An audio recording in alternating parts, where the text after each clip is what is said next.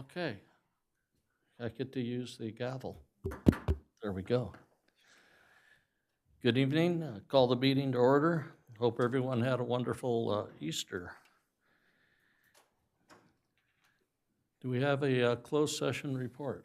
Nothing to report, Mr. Mayor. All right. Mr. Gibson, will you lead us in the pledge?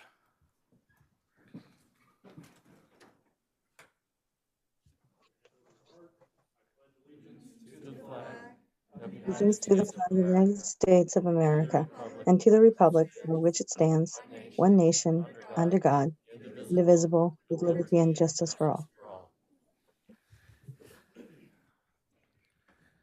Thank you. Roll call, please. Councilmember Litzter? Here. Councilmember Luevanos? Here. Councilmember Judge? Here. Mayor Pro Tem Kavanaugh? Here. And Mayor Mashburn? Here. We welcome you to the Simi Valley City Council meeting. We're very excited to announce that Ventura County is poised to move to the orange tier later this week. This will make it even easier for us to find a sense of normalcy and for businesses to expand their operations and workforce. We encourage Simi Valley residents to support Simi Valley businesses as much as possible, but we also remind everyone to wear their masks, use hand sanitizer, and wash their hands often. The state rules still do not allow for gatherings. Therefore, we continue to hold our council meetings virtually, and there remain opportunities for the public to participate in this council meeting. The public statements are received via Zoom. As noted on the agenda, the public was encouraged to register no later than 3:30 p.m. today if they wish to speak via Zoom. Written comment are also accepted by email. Comments received earlier today have already been provided to the City Council. However, those received during the duration of this meeting will be provided to City Council subsequent to the meeting.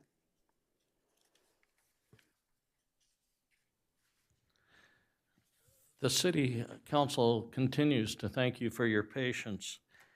During this continuing local emergency, the city will provide opportunities for the public to participate in the business of the city and for their voices to be heard. With that said, we'll move on with tonight's meeting, and we'll start with agenda review. Mayor, I have a comment. Yes. I'd like to pull consent item number 3. Due to its substantive nature, I believe that, it's better for us to set our goals first before we set a legislative agenda. We haven't had an annual retreat since 2019, setting goals for the city. So it's very difficult to set a legislative agenda without actually setting goals as a city council, which would follow, once we set our goals, and that's what our legislative platform would follow. So I would ask not to cancel, but simply to table this part of the consent agenda until we are able to have a retreat as a city council and set our goals and priorities. Okay, and you wanted to remove... Table this item until we can have our annual retreat and actually set goals. Oh, excuse me, it's Unified School District. Excuse me 1 minute. I had the school district's agenda out.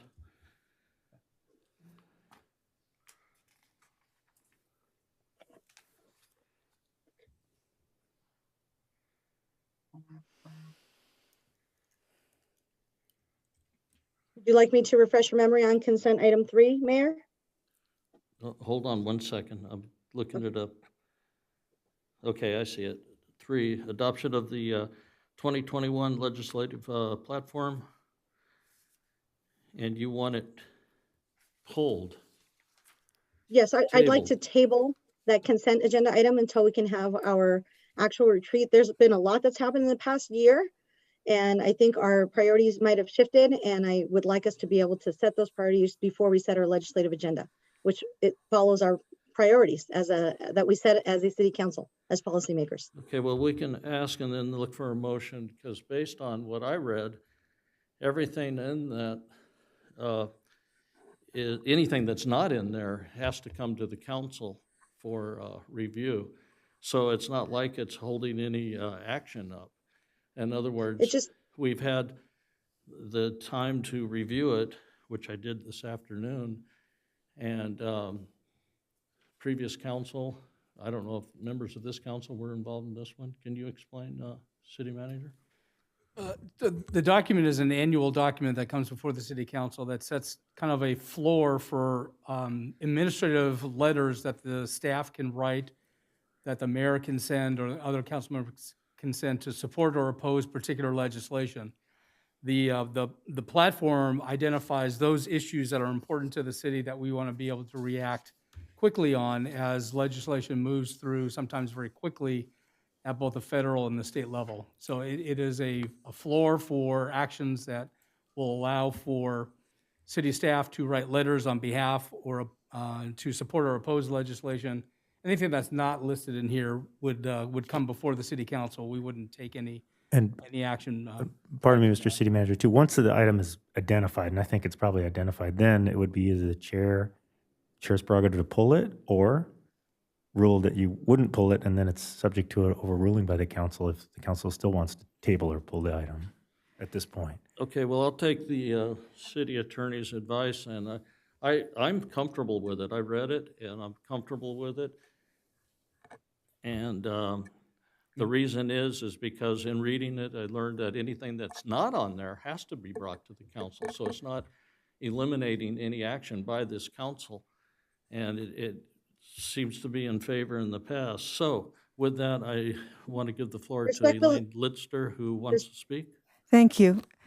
I think that Councilmember Levenos makes a good point, but I don't think it should be tabled. I think we should have it in the consent calendar and pull it to discuss it in the consent conversation, because she makes a point that we should be directing our goals, but I see that it is very timely that we have something to operate on. So I suggest not tabling it, but that we pull it at the time when we discuss consent calendar and discuss it then. But so I'm concurring with you, That's Mayor, good. if that's all Yes. right. No, I appreciate that, and I think that makes good sense, because that's typically when we do discuss consent items, is when it's consent calendar is up. So unless I hear some other protest, we'll do that. We'll pull it into consent and discuss it then. Respectfully, Mayor, it is our duty and our responsibility as elected officials to set policy. We haven't set policy since way before this pandemic happened. And it seems like we're putting the cart before the horse by setting legislative. And pardon me, platform. Councilwoman Levenos, if you had an objection now, it would be to make a motion to pull it and see if you got a second. It would be the only thing that would be in Yes, order. I believe I already made the motion. I'll make it again. I move to table the consent item. And if, yes, I move to table the consent item for a future time where we are able to discuss our priorities as a city council. Okay, so we have a motion. We need a second. The motion fails due to lack of a second. Okay, just for the record, we'll discuss that during the agenda item, which is under consent calendar. And thank you, Councilmember Listener.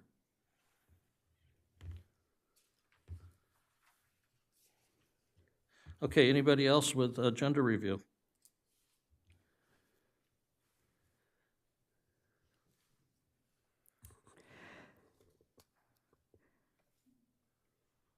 I know I need to make my motion now, I'm sorry. That's all right. I was on the wrong agenda somehow. Where is my motion? I'll read it for you if you like. Councilmember Litzner moves that all resolutions and ordinances presented tonight be read in title only, and all further readings be waived. I'll second that. And she seconds her own motion. Mayor Pro Tem, would you make a second on that? I'll second. Okay. So we'll call for the vote. Please vote yes for me.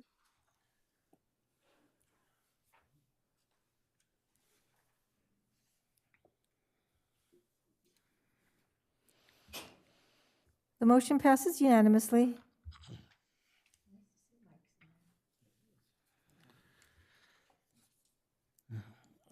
Okay, Next is a declaration of conflict.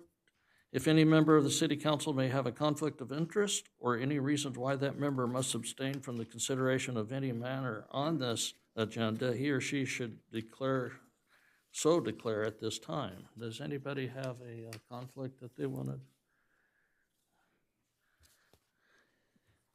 I don't have a conflict, Mayor, but I just wanted to mention the reason I'm not there in person is because I got my second COVID shot and I'm experiencing fever as a result of that. And so to keep the staff and my colleagues safe on the dais, that's why I'm Zooming from home. Good. Thank you, Mayor.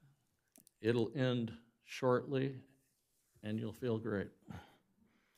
Thank you. Mr. Mayor, members of the City Council, the first item on the agenda is item 1D1, a proclamation recognizing dispatchers for National Public Safety Telecommunicators Week, April 11th through the 17th, 2021. And Chief Livingstone is here for this presentation. Good evening, Mr. Mayor, members of the council. It gives me great pleasure to be able to make this proclamation. Oftentimes, it's the police officers themselves that are recognized for a variety of different things, but the real true first responders are the ones taking the calls. And I think that's definitely something that it gives me great pleasure to recognize. So, whereas National Public Safety Telecommunicators Week acknowledges and honors the men and women in this vital career whose knowledge and professionalism to make critical decisions, obtain necessary information, and quickly dispatch needed aid is so greatly relied upon. And whereas in an emergency, Americans depend on 911 and each and every day, dispatchers answer desperate calls for help, responding with services that save the lives and property of citizens in need of assistance. And whereas these public safety dispatchers are more than anonymous voices on the telephone and radio, they are professionals who play a crucial role ensuring that public safety resources are deployed in an effective and timely manner to protect our citizens and community. And whereas Simi Valley Police Department dispatchers serve our citizens daily and the work of those dedicated individuals in emergency situations is invaluable, and each of these men and women deserve heartfelt appreciation and honor. Now, therefore, April 11th through April 17th, 2021 is hereby proclaimed Public Safety Telecommunicators Week in the city of Simi Valley to show appreciation and to recognize that the public's health, safety, and well-being often depend upon the commitment and steadfast devotion public safety dispatchers have in serving our community. We count on them to answer the call 24 hours a day, 7 days a week. Dispatchers are some of the most important people you will never see. They are the unsung heroes of public safety, presented this 5th day of April 2021. And again, I just would like to point out that they really are the first line for our officers and personnel out there. And it's one of the areas of the department that we are struggling constantly to get people in because we put them under a lot of pressure. They work 12-hour shifts. So this is with heartfelt gratitude that I get this opportunity to read this. So thank you very much. Thank you. We certainly appreciate and understand the importance of their service.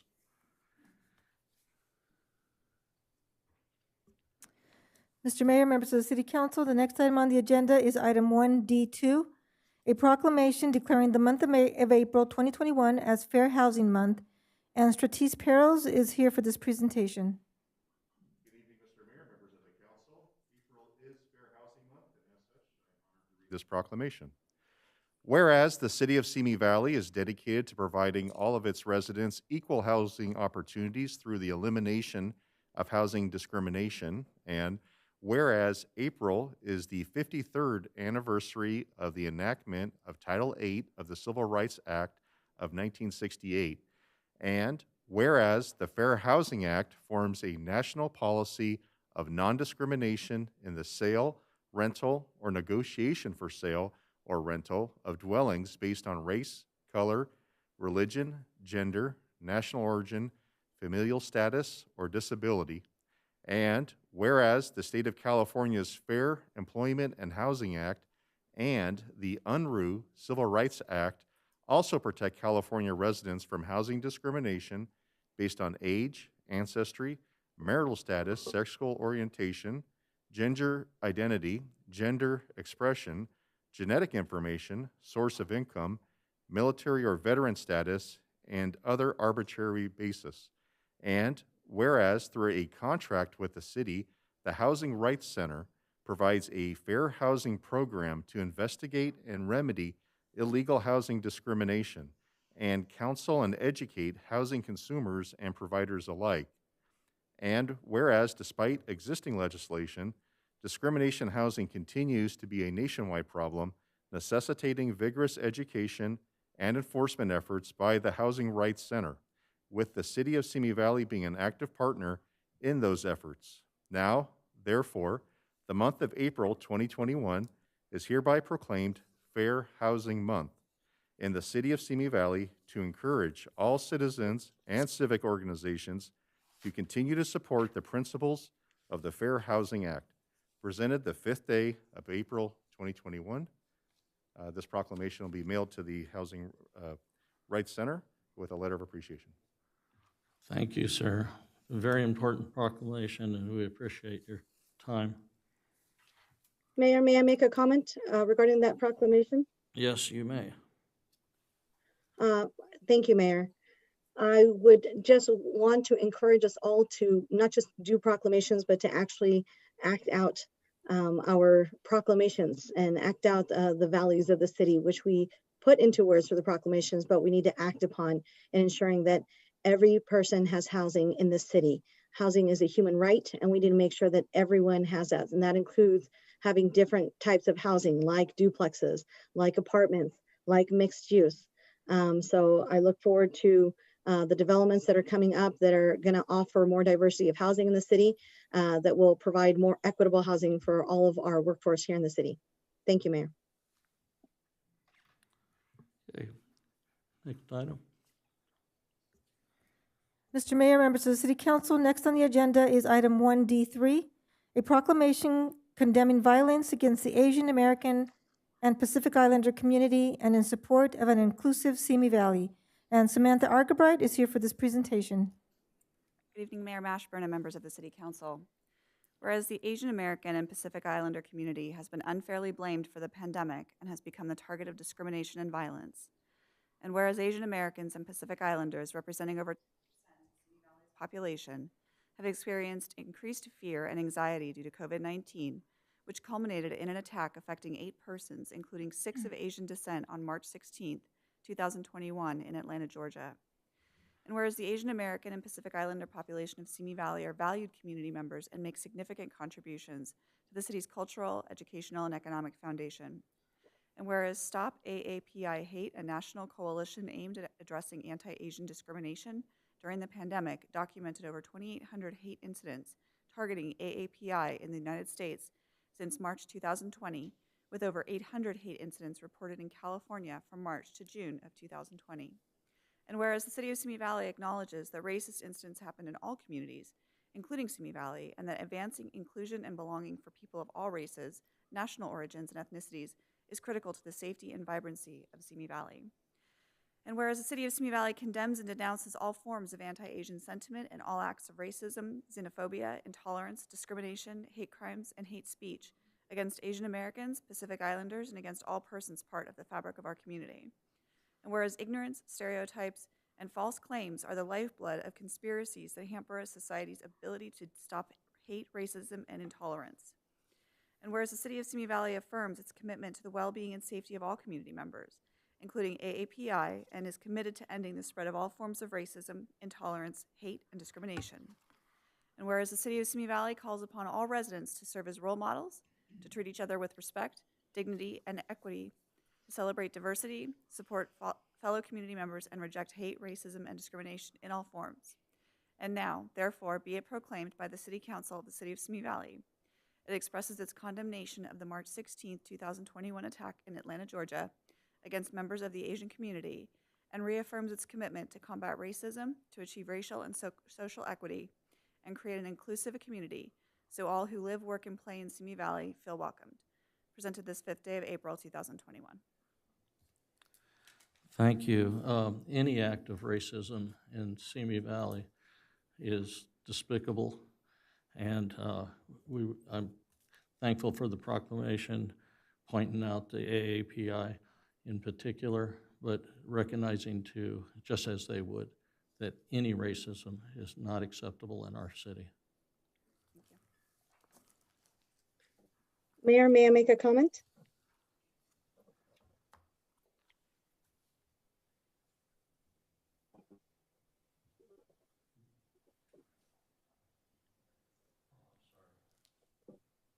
I'm sorry, Councilmember Luevanos wanted to speak. Thank you, Mayor. I didn't mean to cut you off. Were you finished? I didn't mean to be rude. Were you, is it okay if I speak, Mayor? Yes, I'm sorry, I didn't hear you when the Okay. city manager. I didn't let hear me- the pause. There was a connectivity issue. You know, we have to, I know that the proclamation mentions residents, but that also includes us as leaders, as elected officials. And we have to be cognizant of what we say. No one is perfect, but we have to acknowledge that words matter, and they incite people to act in violent ways, as we have seen time and time again in our country, in our communities. And one of the things that you know, I wanted to recognize was, you know, it wasn't very you know, kind. We have council members here who have called it the Wuhan virus, the Chinese virus. Those words matter. I got 2 emails today saying that it's not racist to call it the Chinese virus, when we know in fact that it is. And I know because I have students and residents who are being bullied, abused, battered because of calling it the Chinese virus or the Wuhan virus. It's called COVID. That's what it's I called. guess I would Um, respond to the chair actually on, you know, do you want to have, you can't have debate on an item that's on the symbolic proclamation. So I just want to put No, that out there for the chair I just wanted to also. call out that we all have a duty as leaders to not use stereotypes about Indians or about any of the AAPI community or calling it anything like that. If we're gonna have a proclamation, let's be authentic to it. Thank you, Mayor. Mr. Mayor, members of the City Council, next item on the agenda is item 1D4, a proclamation declaring the week of April 4th through April 10th, 2021 as Library Week, and Kelly Tinker is here for the presentation. Good evening, Mayor Mashburn and members of the City Council. This evening, I have the privilege of reading the city's proclamation for National Library Week. Whereas libraries are the heart of their communities and play a vital role in supporting a rich quality of life, and whereas libraries are accessible and inclusive places that foster a sense of belonging and community, and whereas libraries strive to develop and maintain programs and collections that are as diverse as the populations they serve and ensure equity of access for all, and whereas in times of crisis, libraries, librarians, and library workers play an invaluable role in supporting their communities, both in person and virtually, whereas libraries have gone above and beyond to adapt to our changing world by expanding their resources and continuing to meet the needs of their patrons, and whereas libraries have long served as trusted and treasured institutions for all members of the community, regardless of race, ethnicity, creed, ability, sexual orientation, gender identity, or socioeconomic status, and whereas libraries extend far beyond the 4 walls of a building and everyone is welcome to use their services, and whereas libraries, librarians, library workers, and supporters across America are celebrating National Library Week, and whereas during these challenging times, the Simi Valley Public Library provided 148 virtual programs, 50,305 walk-up and curbside circulation items, 70,850 digital items, and 76,500 Wi-Fi connections. Now, therefore, April 4th through April 10th, 2021 is hereby proclaimed Library Week in the city of Simi Valley to show appreciation of and to recognize the vital role of the Simi Valley Public Library and its staff and what they play in our community. All residents are encouraged to visit the Simi Valley Public Library, either in person or virtually, to take advantage of wonderful library resources available. Because of you, libraries transform lives and communities. Presented this 5th day of April, 2021. Thank you, Kelly, and please pass it on to the folks at the library how much we do appreciate it. I know it's not a long distance, but it's certainly, there is a gap, and we don't get over there often enough to acknowledge exactly what the proclamation was about, and we do appreciate and understand the quality of our library and the importance of it. I certainly will, and we certainly do. Thank you very much. Thank you. Mr. Mayor, members of the City Council, next on the agenda is item 2, public statements on appointments, special presentations, and informational reports. And Mr. Mayor, there are no items this evening under either appointments, special presentations, or informational reports. Mr. Mayor, members of the City Council, next item on the agenda is public hearings. This is the time for testimony on public hearings on the consideration of matters as presented on this agenda. Let the record show that due notice was given as required by law, and an affidavit to this effect is on file in the City Clerk's office. All comments submitted by email have already been provided to the City Council and will be made part of the record. However, they will not be read by the City Clerk this evening. All persons who are registered by 3:30 p.m. today will be called to speak during the testimony for item 4 for a period of no more than 5 minutes each. Persons addressed in City Council are requested to state their name and community of residence for the record. Comments shall be limited to matter relevant to the item on the agenda and may be ruled out of order if comments are unrelated to the item. The reports of the city staff related to these matters shall be made part of the record of this meeting. If you challenge in court any of the City Council decisions made here tonight, you may be limited to raising only those issues you or someone else raised at the public hearing. The time within judicial review must be sought is governed by the California Code of Civil Procedure, Section 1094.6.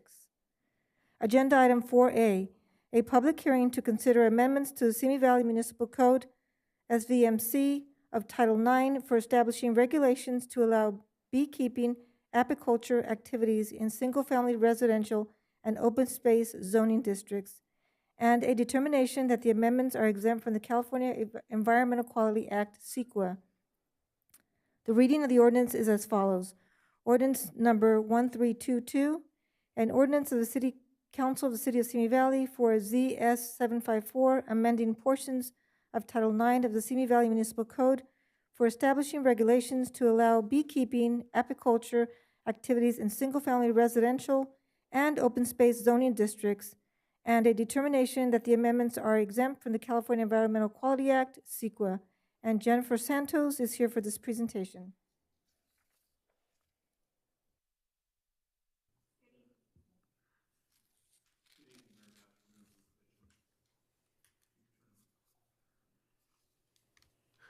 Good evening, Mayor Mashburn, members of the City Council.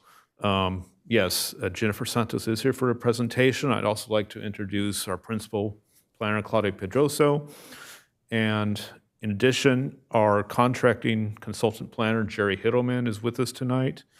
And also regarding the proposed beekeeping ordinance tonight, David Huerta from the Ventura County Agricultural Commission's office is on the Zoom call tonight. This is just one of several development code amendments we plan to bring to you in the next several months, including the SRO ordinance, the microbrewery ordinance, amendments to our outdoor dining and parking to assist commercial businesses, also the industrial development code cleanup item, and optional development standards for residential projects. But tonight's beekeeping, so I'll present it back to Ms. Santos, and she will begin the presentation. Thank you. Thank you. Good evening. I just wanted to make sure, can everybody see our screen remotely? Jennifer, I think we're seeing the screen that shows the notes and things.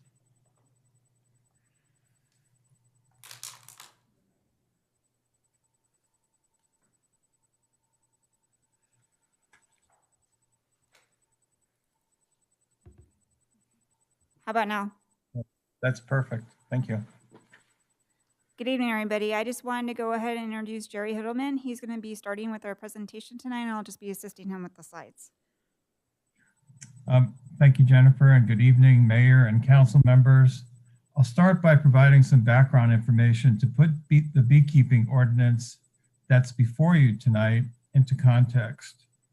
In response to community concerns raised over limitations placed on backyard beekeeping within the city, staff was directed by the City Council at your September 14th, 2020 meeting to explore regulations allowing backyard beekeeping activities on smaller residential lots and seeking input from the neighborhood councils regarding this allowance. Next slide. Next slide, please, Jennifer.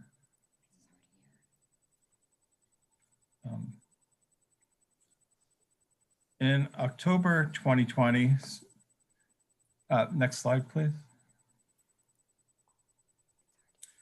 In October 2020, staff presented draft text amendment language to all 4 neighborhood councils. They recommended approval of the beekeeping zone text amendments with a recommendation for increased hive setbacks from property lines. At the January 20th, 2021 Planning Commission meeting, staff presented regulations for backyard beekeeping. The hearing was continued to allow staff to research other cities' regulations and alternative regulations as well. And then on February 17th, staff presented the revised beekeeping regulations to the Planning Commission that included their recommendations. Next. The Planning Commission recommended that the City Council approve the revised beekeeping regulations, but requested that the City Council consider extending the public notification period from 10 days to 30 days. And we'll discuss this later in the presentation. Next. The pictures in this slide show the location and size of a typical backyard beekeeping operation on a residential lot. As part of the proposed standards, there will be a definition for beekeeping, which is the maintenance of bee colonies, commonly in man-made hives. A beekeeper keeps bees in order to collect their honey and other products that the hive produces. A location where bees are kept is called an apiary or bee yard. Now we'll go into the proposed beekeeping regulations. Okay. For backyard beekeeping permits, the beekeeping activities may only be granted to an occupying resident of the home and is not transferable to a new owner or tenant. 300-foot, 10-day public notice is required for administrative action and administrative CUP. Administrative actions and CUPs are subject to review by the director within 1 year of a complaint, if a complaint is received, and administrative actions or CUPs may be revoked by the reviewing authority following a public hearing. Next slide, please. Now for lots 10,000 square feet to 3 acres in size. First, I'd like to point out that beekeeping operations are not allowed on less than 10 acres, lots that are 10 acres in size. An administrative action is required for single-family residential and open space zones within the animal overlay zone. I'm sorry, Jerry. Jerry, I didn't mean to interrupt you, but just to clarify, it's 10,000 square feet in size, not less than 10,000 square feet in size. That's just a typo. Our apologies. Oh, okay. Thank you. Thank you, Jennifer.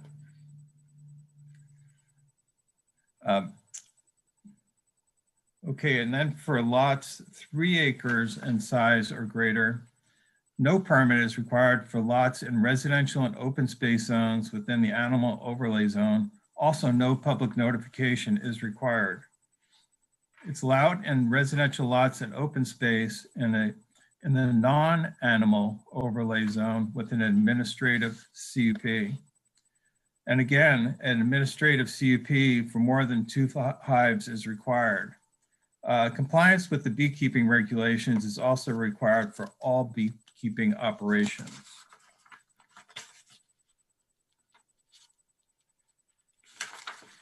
The general beekeeping regulations include that a beehive consists of 1 queen bee and her colony, and no more than 2 hives are allowed per property. The entrance to the hive shall be directed away from the nearest property line if the hive entrance is closer than 20 lineal feet of a property line. Hives shall not be placed within a front yard area, and hives shall be a minimum of 7 feet from side and rear property lines. Next slide, please. Hives shall not be within 50 feet of habitable structures other than the owners, and that means habitable structures on an adjacent property typically, and 20 feet from any public street, sidewalk, public park, or other public thoroughfare.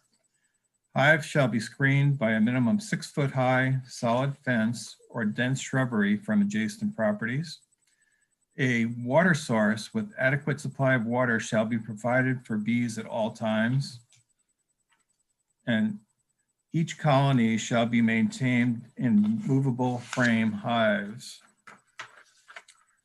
The regulations continue with hives shall be requeened every 2 years, and documentation shall be submitted to the city as proof of requeening. Also, adequate space shall be maintained to prevent overcrowding and swarming, and each colony shall be registered with the Ventura County Agricultural Commissioner. Now, in order to allow more time for residents to receive the notification due to potential public health impacts from bee allergies and related concerns, the Planning Commission recommended that the City Council consider a 30-day notification versus the staff recommendation of a 10-day notification period. However, staff recommends a 10-day notification period in order to be consistent with typical notification periods for administrative hearings. So with that, the Planning Commission staff recommend that the City Council introduce an ordinance approving ZS 754 for establishing regulations to allow beekeeping or apiculture activities in single-family and open space zones. Thank you, Mayor and Council members. We are available now for your questions. Thank you. Council members, comments or questions? Okay, Mayor Pro Tem. Oh, thank you. Yes, Thank I you. have no button there, so I'd like to ask questions when I get a chance. Thank you. Thank you, Mr. Mayor.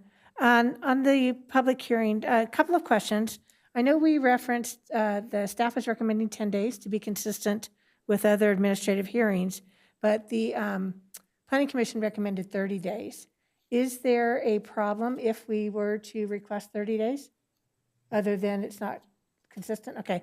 The second question is it 10 calendar days or 10 business days? It's 10 calendar days. Okay, and it would be 30 calendar days. We could define that if we wished. Right. Okay. Calendar is easier for people to figure out than business days, that's for sure. I deal with it all the time. And the second question I had is in regards to the 1-year review. It says we have to do 1-year review at 1 year or prior to 1 year or at a file a complaint. So after that first year, we're not going to be doing any type of verification or checking unless we have a complaint? Is that how it would normally work? That's how it's been crafted, yes. Okay. I just want to make sure I understood that. Thanks, Jennifer. In addition, Sure. in addition to that, the beekeeper has to provide notification every 2 years when they requeen the hives. So that will be another way of keeping track of what's going on. Right. No, that is wonderful. My concern would be the location of the hives if after we approve them one time and they're moved. So we don't have any way of anything in place to go back and check locations of the hives, correct? Correct. That might be something we might want to consider. I don't know. Well, if we have 10 hives out there, it's not a problem. If we have 150 people with hives out there, it becomes a problem. Okay. Inspection issue, yes. And that would make sense. I can understand that. We So, usually work on a complaint basis in code enforcement, and we would want to handle this the same way. okay. Those are my main questions. Comments? Do you want comments now too? Yeah, Okay. that's fine. Just real quick, I am more in favor of the 30-day notice. Oh, Before you go to comments, you may want to take public testimony. Okay, okay. I'm sorry, Well, okay. I'm sorry. It was my misleading you. that's okay. I'm done with my questions. Okay, Councilmember Litzner. Thank you. I want to understand better this ruling of 10,000 square feet. What percentage of our single-family residence homes that are not, for instance, an animal overlay areas would actually have 10,000 square foot lots? I mean, how many people are in our city outside of what's already zoned agriculture or animal overlay would possibly be benefited with this? So most of the single-family homes in our community are a little under 7,000, or around 7,000 square feet because it's an older community. So this would apply more to bigger lots that are kind of in between. To give you an exact figure, it's kind of hard to give that without doing the analysis. That Sure. would take more time because each lot is unique. But overall, we initially proposed 8,000 to be consistent with the minimum lot size. And from how we came here today, we recommended to do the 10,000 just to kind of help with best practice management and what the commission felt comfortable with. So if I understand correctly, though, the vast majority of residential homes in Simi Valley would not be able to have bees. Correct. Okay. And when you presented to the neighborhood council, what you presented and discussed with them was 8,000 square feet, correct? Nothing was said about 10,000. Right. So their comments had said they were voting on 8,000 square feet. Yes. Okay.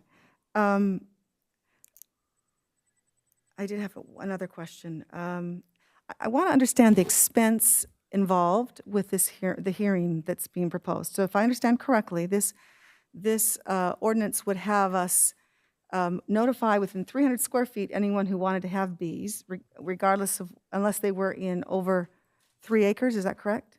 But anyone under 3 acres would basically have to notify their neighbors within 300 square feet, and then whether it's 10 days or 30 days, there would be a public hearing of some kind. Right. And I understand there's a cost associated with that. In the report, I read $1,000. I understand it might even be more. What is the cost that would be associated with that? So, do you want me to answer? So for administrative action, the fee would be about $2,000, and for administrative CUP, it would be over about it would be almost $3,000. So we're telling a beekeeper if they want to have one hive or 2 hives in their backyard, they would need to pay us $2,000 to $3,000 with no guarantee that it'll be that they will have this opportunity, but at least to have the opportunity of having a hearing. Is that with this ordinance as it's read? Is that correct? But there's always an option to discuss that if you want to direct staff to do additional research to come back with possibly a special fee for animal keeping permits for administrative or CUP. Okay. And would you say that what is being proposed now, because of those 2 issues, might be more restrictive than what people currently can do? Yes. If I may add also, one of the options that we presented to the Planning Commission was an option of just requiring zoning clearances, but they were more comfortable with having a notification process.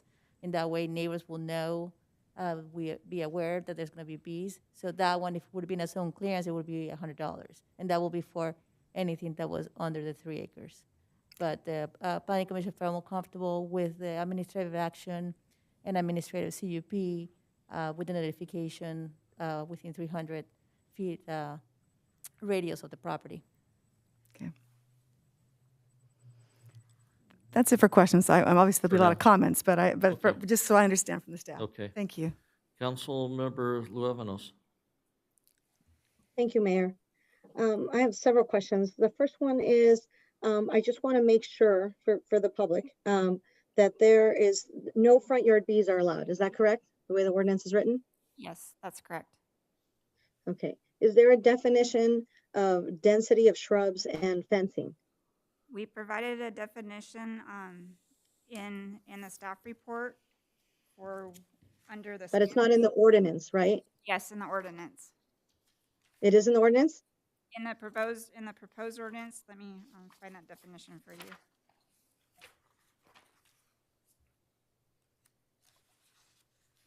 Because the barriers are going to matter for neighbors. They're going to want to know what kind of barriers there are. I'm sorry, if you look at page 10 of your staff report under under item D, under where it talks about all beekeeping activities outlined in this section A through C are listed to the subject standards. But if you look on D, it talks about the solid fence and shrubbery.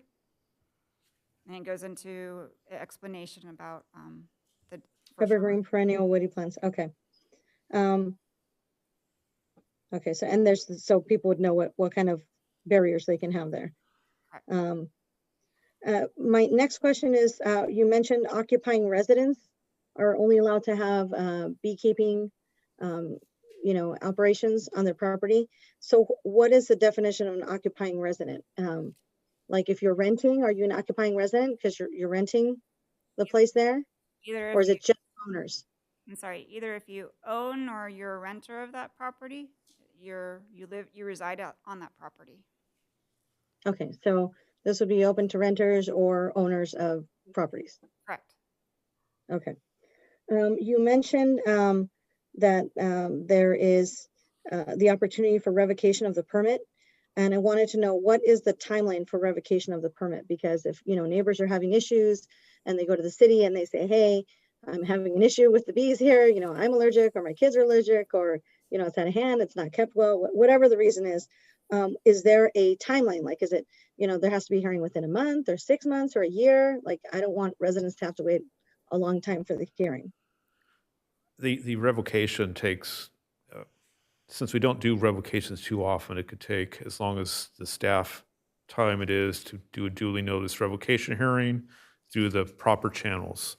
So, it could take a Timeline, while. like 2 weeks, 3 days, 8 years? I mean, give me something. It's about a 3-week period. 3-week period? Yes. Minimum. Okay.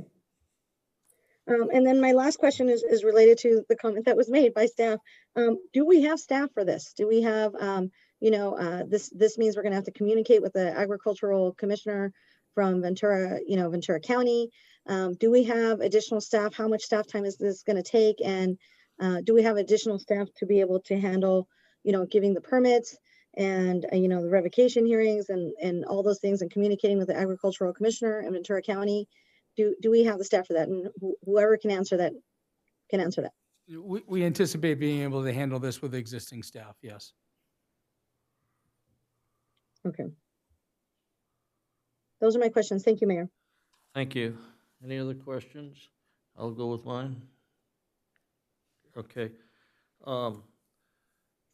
First off, I think, correct me if I'm wrong, I'm not trying to go around you somehow, but it said that there'd be the queen, when it's requeened.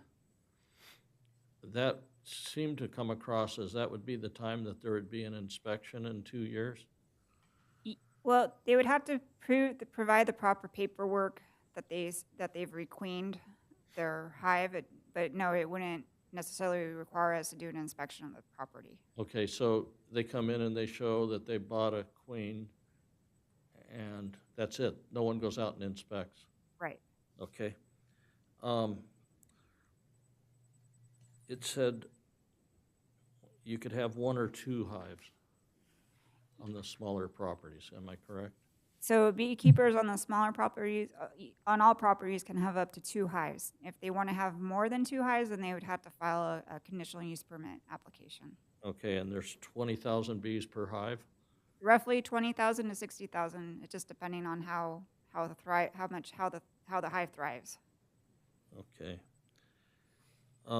If I had someone next to me apply and notify me that they're going to start beekeeping, and I say, hey, I'm allergic to bees, I don't want that to happen, what's the process?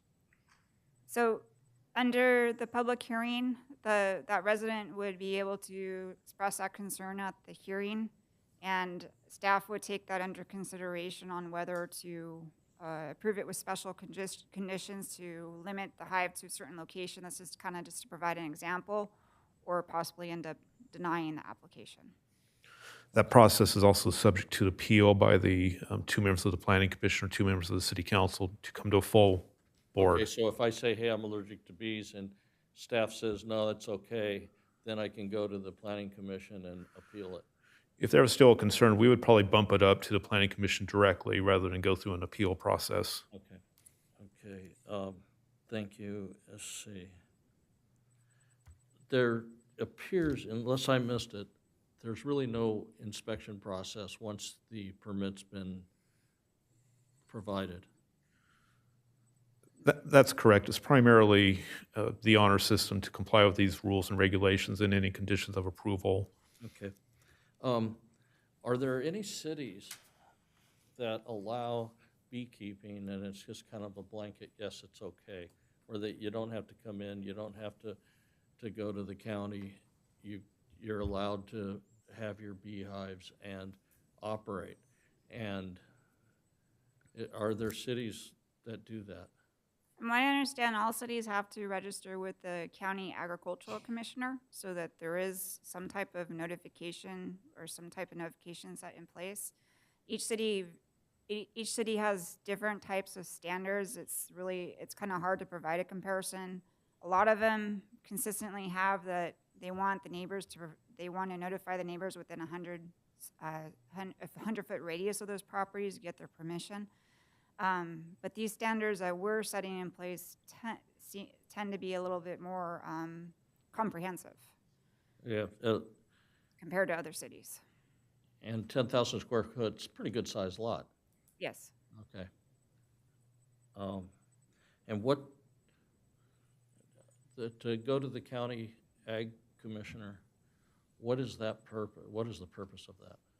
So that is to help notify beekeepers when there's going to be pesticides to be sprayed.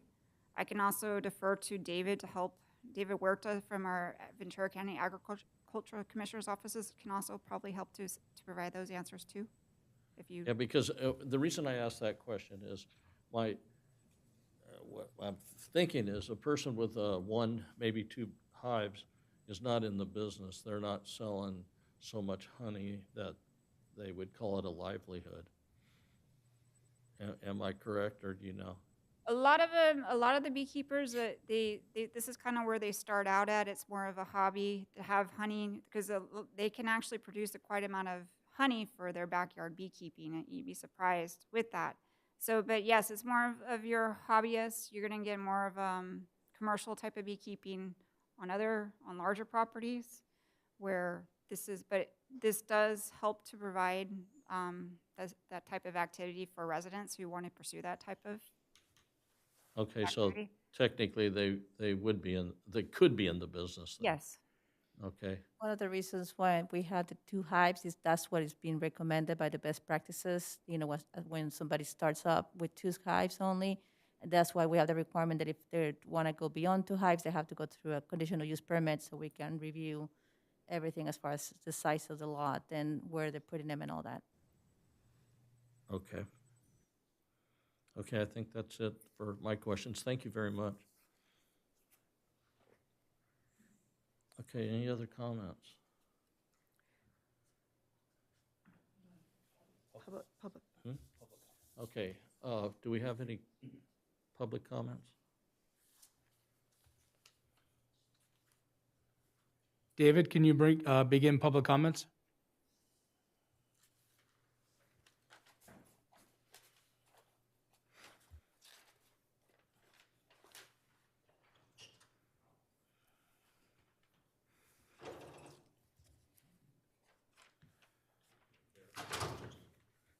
We did have some, I think.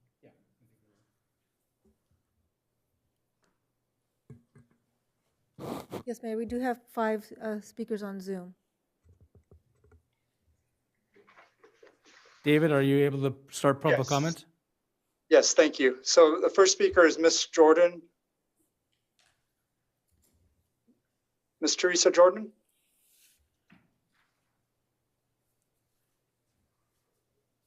Please unmute yourself with *6.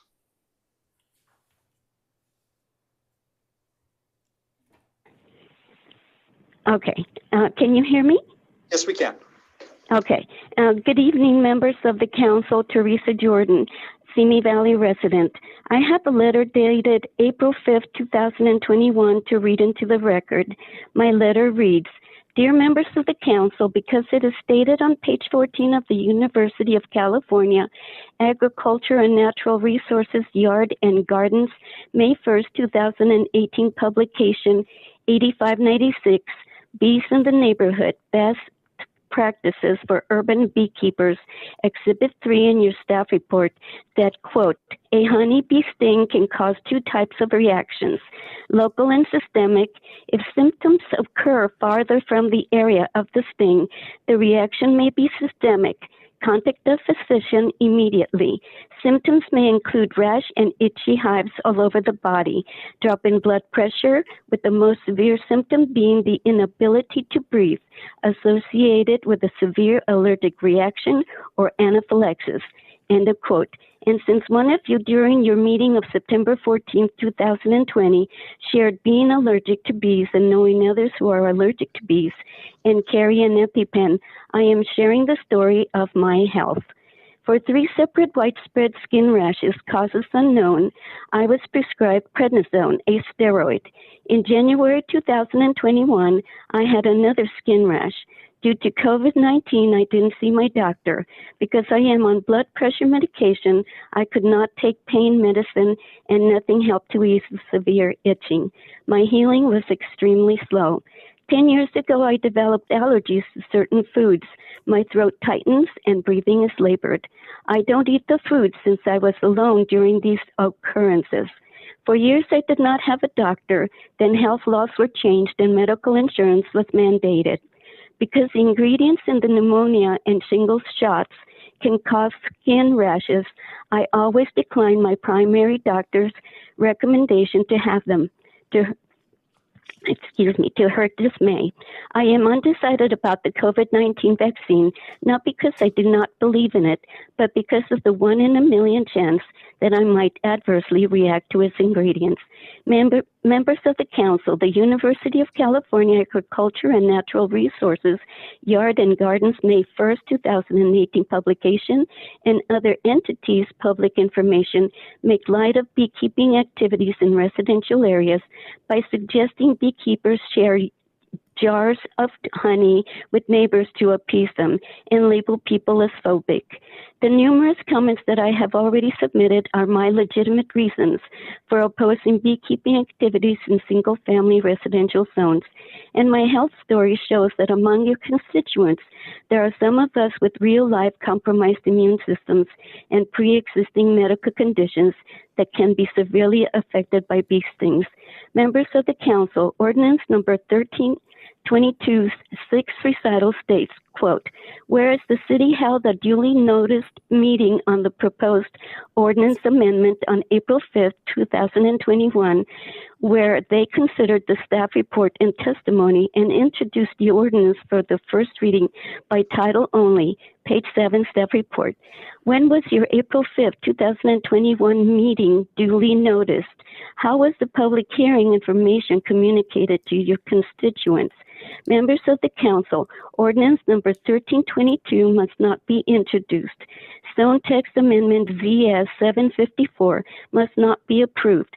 Please do not amend the portions of Title IX of the Simi Valley Municipal Code that will establish regulations to allow beekeeping apiculture activities in Simi Valley single-family residential zone districts.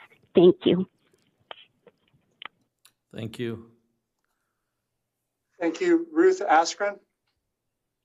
Hi, can you hear me? Yes, we can. Hi, I just want to speak to the issue of the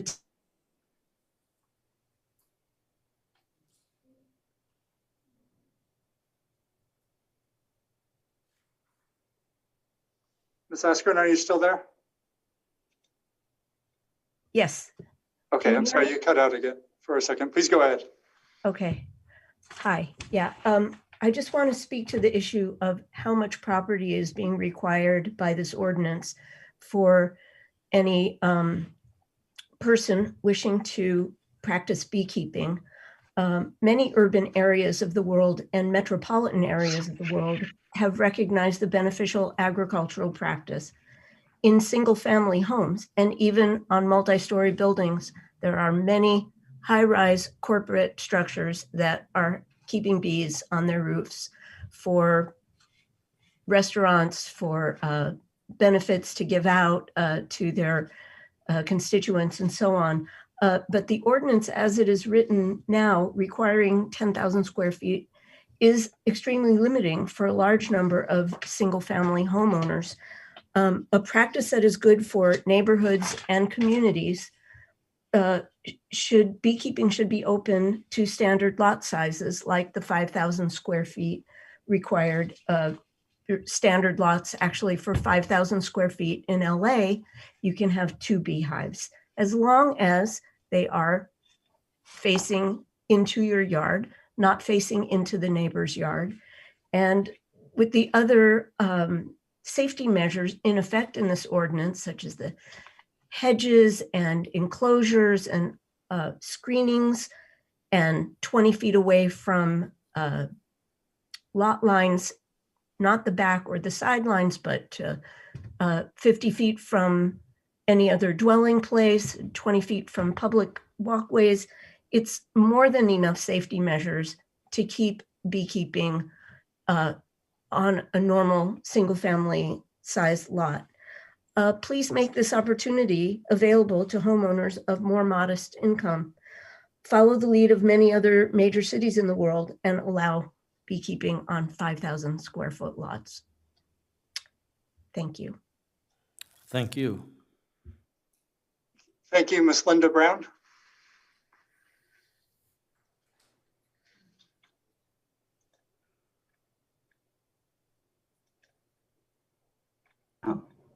Ms. Brown?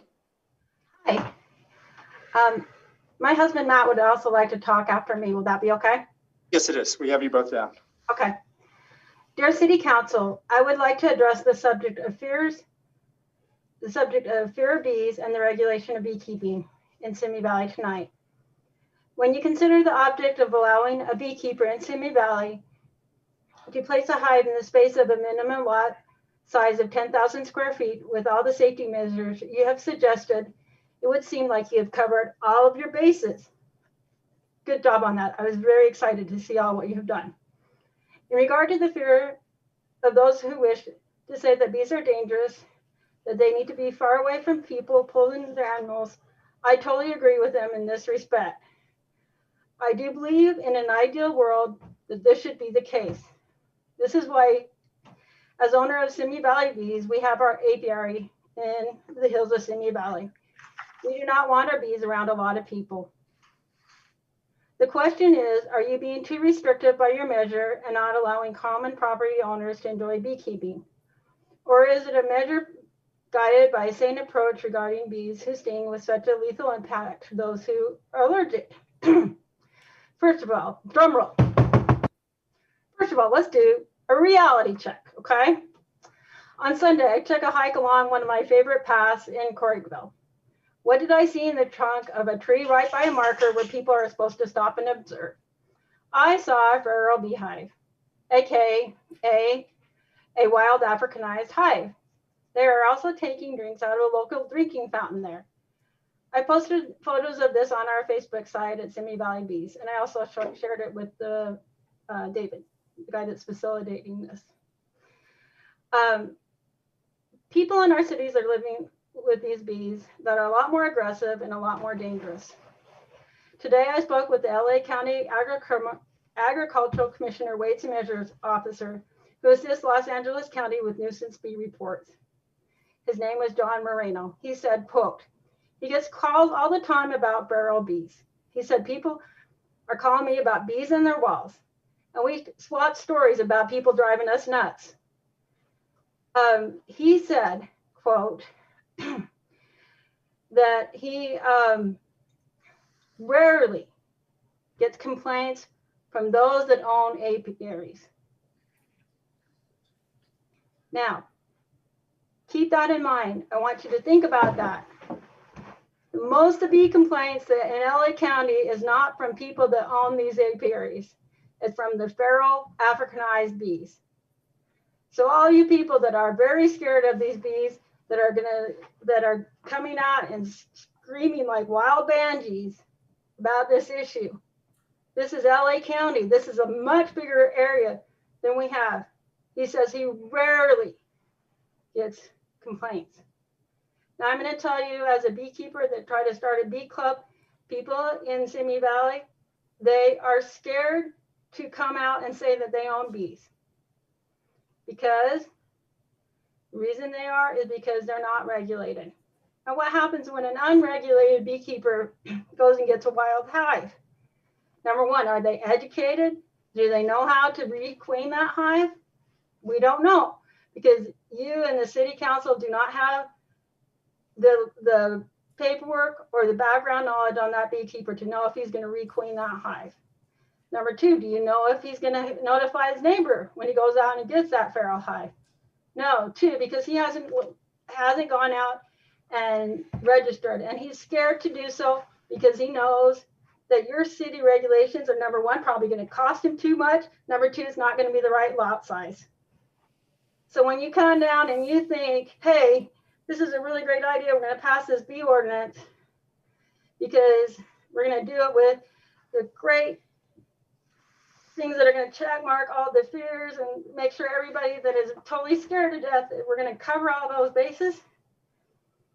It's not going to happen. It's not facing the reality of the world. And then everybody that's going to be worried about a lawsuit, we have a common saying in the beekeeping industry that it's very hard to sue a beekeeper because you don't know where that bee came from. I think one of the things that you want to keep in mind also is that you have thousands and thousands of unlicensed bees that are sitting in your Feral bees.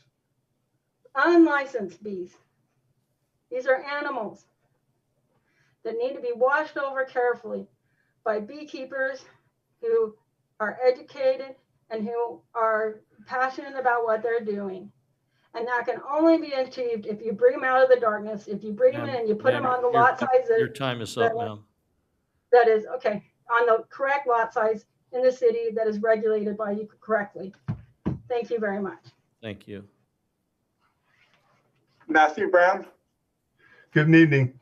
Thank you for this opportunity to address the council. First of all, I'd like to reiterate what my wife said, is that most of the complaints in LA County come from or about feral bees. There are very few complaints specifically about bees that are managed. I think you need to make a decision as to whether you want to try to regulate the responsible beekeeper or the irresponsible beekeeper. For an irresponsible beekeeper, a 50-foot setback on a 10,000-foot lot, that may not be enough. For a responsible beekeeper, 30 feet combined with the regulation regarding a 6-foot fence around the hives, that's going to be plenty. A responsible, educated beekeeper is going to keep his hives requeened and keep them gentle and know when it's time to walk away from the hive to if they're getting aggravated. A responsible beekeeper is going to know how to make his bees not be a problem for the neighbor. And that is why you want to bring beekeepers into the light under regulation so that they'll have the opportunity to get the education you need, and so you can verify that they're getting this education. A few comments about the law you should consider. It says requeen every 2 years. That's not enough. I would strongly urge you to requeen to have the hives requeened once every year. I would also suggest you stipulate specifically that they should be Italian bees. There's nothing in the law that stops people from requeening their hives with Africanized bees, and that's not what you're looking for. Italian queens are a lot less swarmy. I would also suggest specifying that they come from, that they be sold from north of the 36th parallel. You don't want people to be buying queens from areas that do have Africanized hives, because Italian queens can be a bit aggressive if they come from too far south in Africanized areas. Thank you for your time. Thank you. Robbie Hidalgo.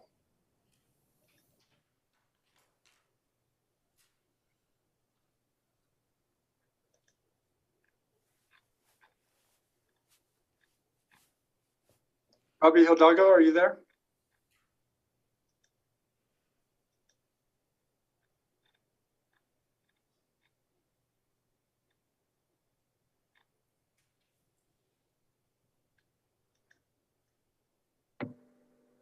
Robbie? Oh, sorry for the delay. Hi, David. Thank you. I assume you can hear me. Yes, we can. Every time I get selected, I seem to get about a 15-second glitch here. Thanks very much. And good evening, Mr. Mayor, Mayor Pro Tem, council members, Mr. Gabler, and Mr. Eldridge. Thank you, David. Very briefly, I just wanted to add in who could leave me out of the bee conversation. But the first thing I wanted to do is I wanted to make sure that I acknowledged Director Stratus's team's effort in pulling this together. They approached this with the diligence of a new driving ordinance, and they really deeply evaluated what was going on in our neighboring communities, and I feel fashioned an ordinance that is representative of best practices to the best of their ability, as well as consciousness for those who are sensitive, potentially opposed to this issue. One of the things, I think it goes without saying, the significance of our pollinators throughout the community, particularly in a county that prides itself on being the largest agricultural county in Southern California. There's probably no argument needed to be made for the importance of pollinators and the issues going on with pollinators now by virtue of not having them regulated in some way. That being said, I wanted to encourage people to remember that in the absence of specialists in apiculture working with bees, bees are free living creatures and animals, and irrespective of whatever parameters we might establish in an ordinance, if they want to come and establish a hive under your eave at your house, they will. And so the concept of allowing apiculture to come into the city in a broader way here, and I will echo that I was an advocate for the smaller lot sizes. I was comfortable with 8,000. I think 10,000 is a little restrictive, but ultimately I feel that any step forward is a step in the right direction. We can of course revisit the ordinance and refine it over time, but I just wanted to throw my voice in support of the ordinance and in great thanks to the entire team for pulling this together, and in the hopes that those who have an aversion to bees will recognize that it's actually a benefit to have hives within the community that are regulated and managed well. Thank you. Thank you. Thank you, Mr. Mayor. That concludes the public statements on this item. Okay, that's the end of as far as you have list-wise? No one Yes, else? it is. Yes, Mr. Mayor, that's. Okay. All right. So the hearing's closed. Are there any comments, more comments, or more questions from the council?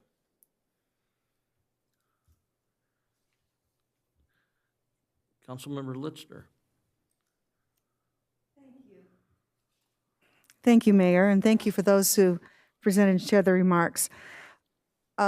I want to start by saying that I want to be sure, if we are going to do this, that it is a meaningful ordinance and not that we're just paying lip service to the thought that it would be nice to have bees. And so I think I want us to really consider that as we have this discussion tonight. There are, let me just give a little history of why we're discussing this.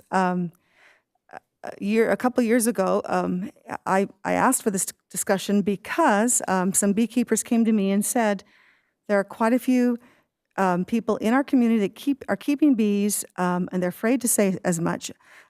They would like to be legal in doing so and recognized as such, so that it's done so safely and legally. And so that was the initial reason of why we started this discussion.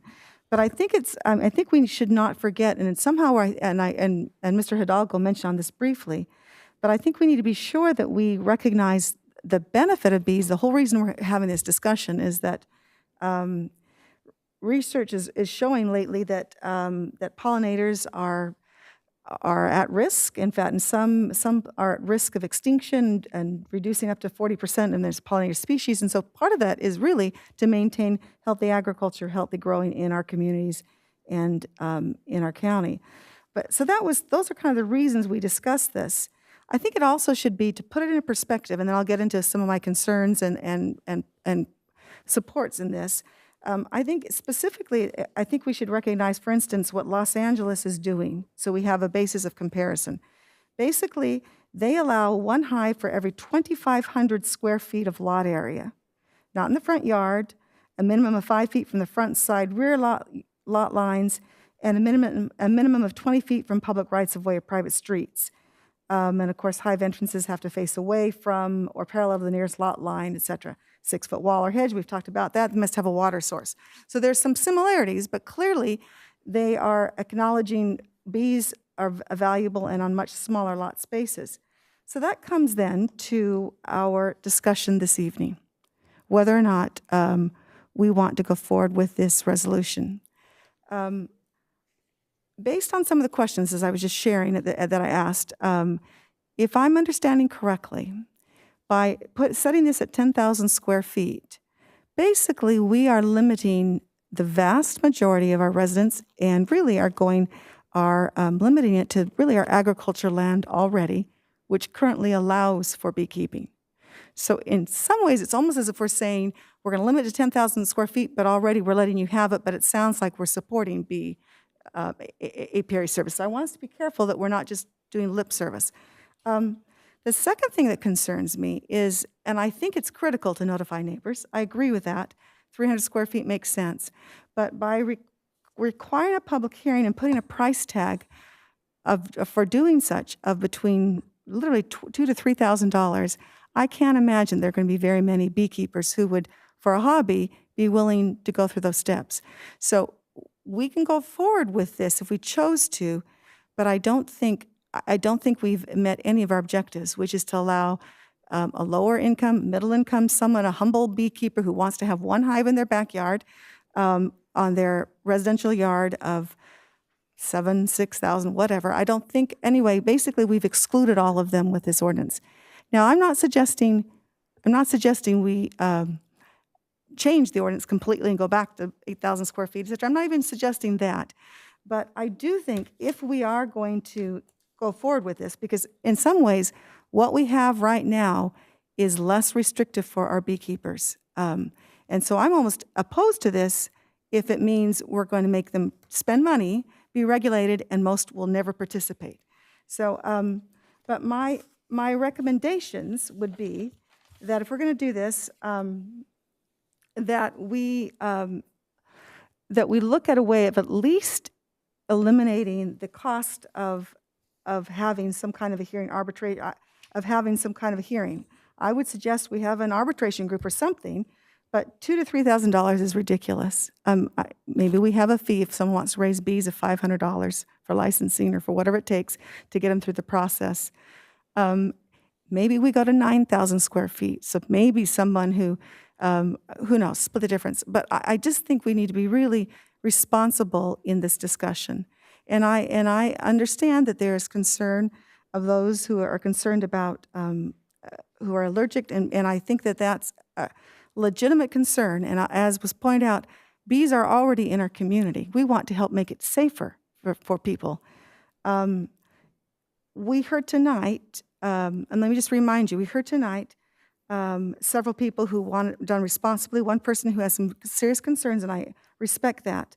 If you look at the letters that we received at 5 o'clock this evening, we had 3 other people encouraging us to do something about these, some kind of an ordinance that could help them be legitimate and be legal. I think that there's things and steps we could make to go forward that will make us responsibly govern it and allow for this to be done in a safe manner. And I maybe make some suggestions after other people have made their comments. But I just want us to look at the big picture as we have this discussion. So that's it for now. Thank you, Mayor. Thank you. Any other comments from the council? Mayor Pro Tem Kavanaugh. Hi, thank you for sharing your comments, Councilmember Lister. You brought up some of the things I was thinking about, and you also brought up a couple things I hadn't thought of yet, so thank you. The lot size, I know that's been a concern right now. I'm comfortable with the 10,000 square foot lot size to start, because what I'm doing is I'm looking at my lot size. I'm on a 6,500 square foot lot, and there's no way I could put bees in my yard somehow where it's not too close to a wall or my neighbors or something. Sometimes it's just the shape of your lot. You know, mine's a little more oblong. And so depth-wise, I just don't have that room. So it would be awkward. So I would like to look at the lot, leave the lot size at 10,000 for now. See how many applications we get for that particular thing, for that particular size. I would like to allow people, my first reaction when I first heard about this was, I don't want bees hives in my neighborhood. But then the more I read and the more I looked at it and the more I learned, it's not a bad thing. It can be a good thing for your local gardening. It can be good for the community. It can be good for honey making. So setting guidelines and making sure safety is our priority here, I think we're doing our job as a city to do that and yet to allow people to do beekeeping. I also mentioned when we first talked about this to the Park Department, Rancho Simi Recreation and Park District has thousands of square feet and hundreds, if not thousands of acres of open space. So the one couple that called in said they keep their beehives somewhere else. So that's always an option for the future. Maybe the Park District wants to, work something out. I mentioned it to a board member, and I can always follow up on that too. I also agree that the lower cost, we need to figure out a lower cost for somebody to permit to do this, whether if they meet all of the requirements and if we do the notifications and we get no negative response, that's a clean, $200 out the door, something like that. Work that way. If we get a lot of negative comments, maybe we have, I like your idea of a committee of some type, or what would you call it? When you try and talk something out instead of arbitration. Sorry, I couldn't even think of that word. Some type of arbitration, maybe, and be able to work something out if there were 2 or more complaints, something along those lines. But the planning department, you guys know this better than I do. I'm just throwing ideas out there, and you know what? You're going to know how many permits you get. You're going to know what type of concerns you get.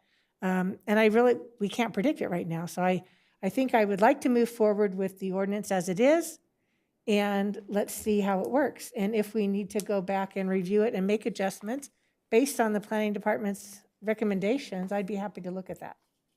So those are my comments. Thank you. Anybody else comments? I'll do mine. First of all, thanks for all the information. You've really confused me.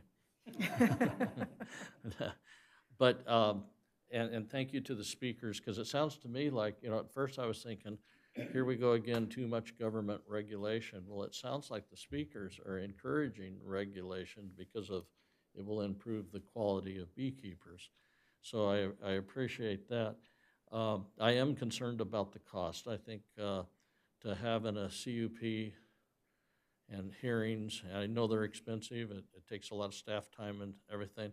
My recommendation is if we go forward with this, we give it to the director, planning director, I assume, and his delegate, and somebody would come in and make an application, and it would be a very, very reasonable cost, because we're not going to go out and inspect.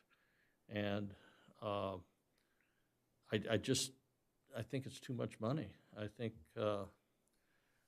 we would kill the process right there by the extreme cost, and we wouldn't gain anything. As far as lot size, I think there again is let's let it go forward and let the complaints dictate if we have an issue or not. I'm okay with going to a smaller lot size.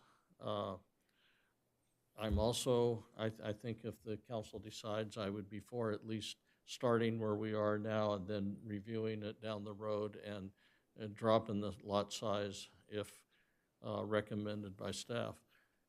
So I think the biggest hurdle would be is let's don't make them have public hearings.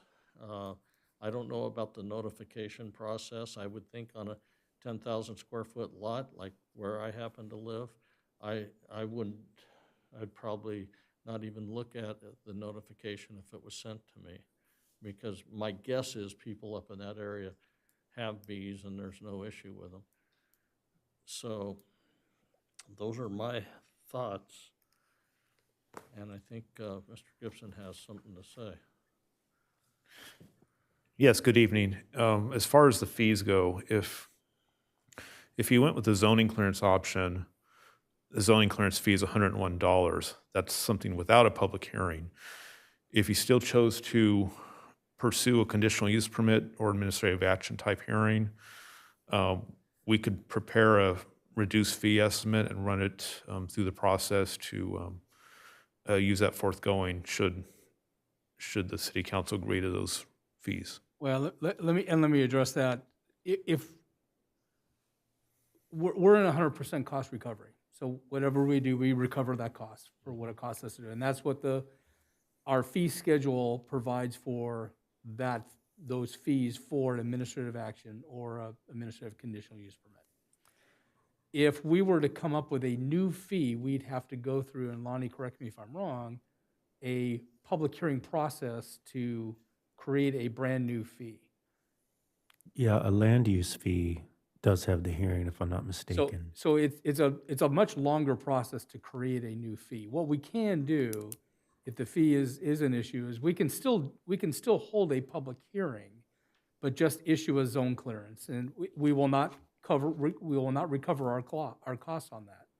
But that could be the ability in this. We can write the ordinance to provide for the issuance of a zone clearance, but we'll still go through the public hearing process, and we will lose money on that. But as long as we don't do it on a regular basis, we can certainly deal with those issues. And what about Mayor Pro Tem Kavanaugh's suggestion that if there's no response, I mean, there are no complaints, do you still need to go through that process? Well, I'd like to recover some of our costs. No, I understand. I mean, even if you pay, no, I don't. I mean, we still have to notify. Still do the zoning clearance fee for everyone. $100, and that's all we right. Or 101, I guess. Right, but what I'm saying is, do you even have to do the hearing if we don't know? There are no complaints. If there are no complaints, we would get complaints at the hearing, so we'd only know if there's complaints. We would only know if there are objections to issuing the zone clearance if we have a hearing. I see what you're saying. Okay. So we have to go down that path. We have a similar process on the books for previously for large family daycares where we send out a notice within 100 feet. If no one responded, then we would forego the hearing. So there's a possible option.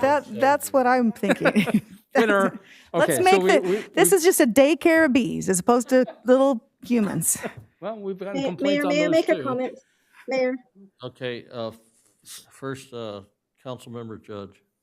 My concern was,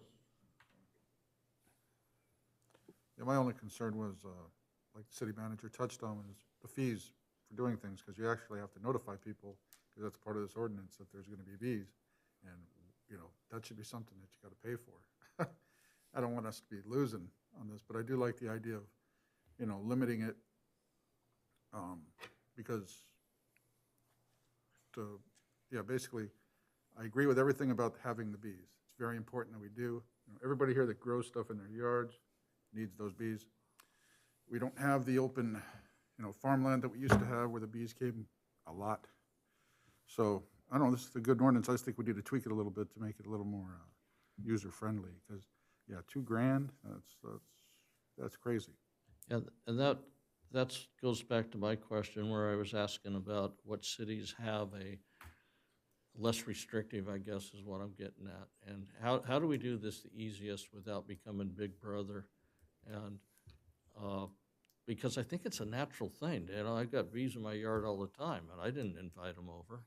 And they don't attack me, so I'm happy. So I think... Mayor, if I may make a comment, I've been waiting to make a comment. So when you're done, if I can make a comment, I would appreciate it. Okay, hold on. I've got you down. Okay, so anyway, I think you probably understand where we're trying to go is to streamline this, make it easy, and make it as inexpensive as possible. But I do appreciate now the need to regulate. I understand because of the differences in the quality of bees and their attitudes, and we can't put them through an interview process, but that'd be nice. So anyway, okay, Councilmember Luevanos, you've got the floor. Thank you. Thank you, Mayor. You know, I read this, I looked at the staff report, I looked at the feedback from the neighborhood councils, and you know, I would be fine with the ordinance as is written. I'm one of those people that is highly allergic to bees. I have been a scout leader here for 12 years, running Boy Scout day camp and Girl Scout day camp, where I can tell you that the list of children here and adults with bee allergies is long, and we always have several EpiPens on you know, on standby because of the allergies to bees. So I would hate to give up that due process and that transparency. And I would also hate to be fiscally irresponsible by not recovering or recouping our fees that are required to have that due process. So I'm in favor of the ordinance as is written.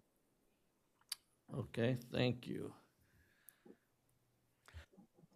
What we can do is, so Sean's got we can take the language that we have for issuing that daycare and draft it in. I don't think we can draft it tonight, but we can draft it into this document and bring it back for, we can continue the public hearing. You can close public comments. You've already closed those. Right. You can leave those closed if you like. We can bring back to a continued public hearing for you to act on the final action. I think what we're looking for is, unless you want to reduce from 10,000 square feet to 8,000 square feet. And on the arbitration, I mean, everything's appealable up to the Plan Commission, and then if the answer isn't satisfactory, it can be appealed to the City Council. So we would want to keep that process in place to allow for the Planning Commission to hear any appeals of any revocation or issuance of any of the beekeeping permits. We want to keep that process in place. Okay, so do we table it? Or? I think Councilmember Lister has a comment. Oh, okay. I just have one more thing to add. If we just, yeah, no, I'm sorry. Thank you.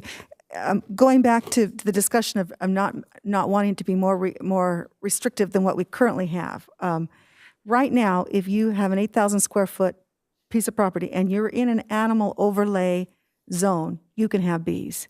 With this, what we're proposing here, now we're saying you can't have bees. I would suggest we still allow, if they are in an animal overlay zone at 8,000 square feet, they can still maintain their bees. Everyone else at 10,000, I get that. I would like to make that change as well. That makes sense. Yeah. Okay. Is that not the case? It's Is that not not the case, Sean? No. Yeah, actually, the Planning Commission recommendation made that more restrictive. So she is correct with. So we can put that back in. Thank you. I would like that as well. If that's the council's desire. Mayor, I had one more comment, if I may. Yes, you may.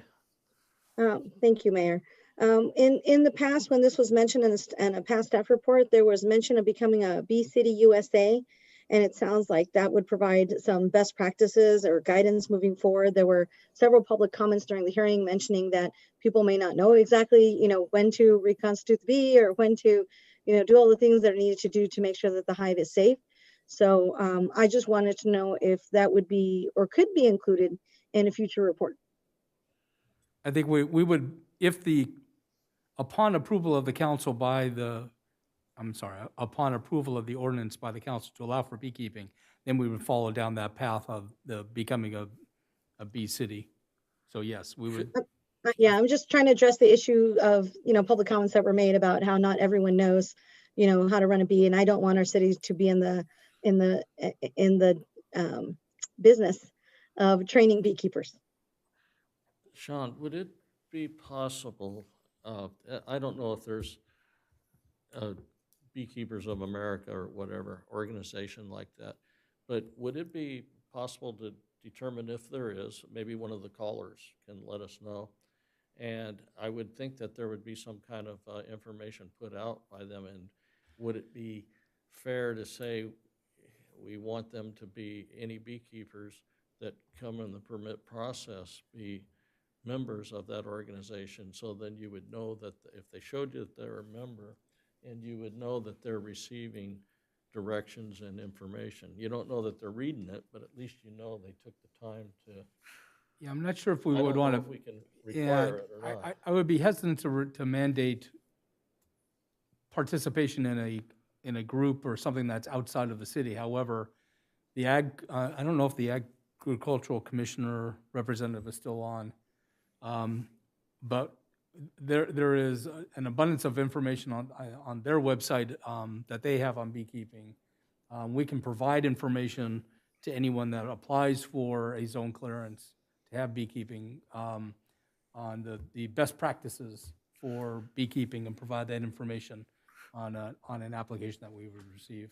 Okay. I think that would be, rather than us mandating Okay. participation in any society or organization. Okay, I agree. I'm good with that. If we can just give them a flyer when they sign up. And we are also looking at possibly a web page and or a flyer to hand out to the public. Okay, so we're going to table this. We are recommending continuing, we can continue to the next meeting, the 19th. We can have it ready by the 19th. I think we can. I think maybe the question is if we're going to stick with 10,000, 8,000, or a different number as a starting point. I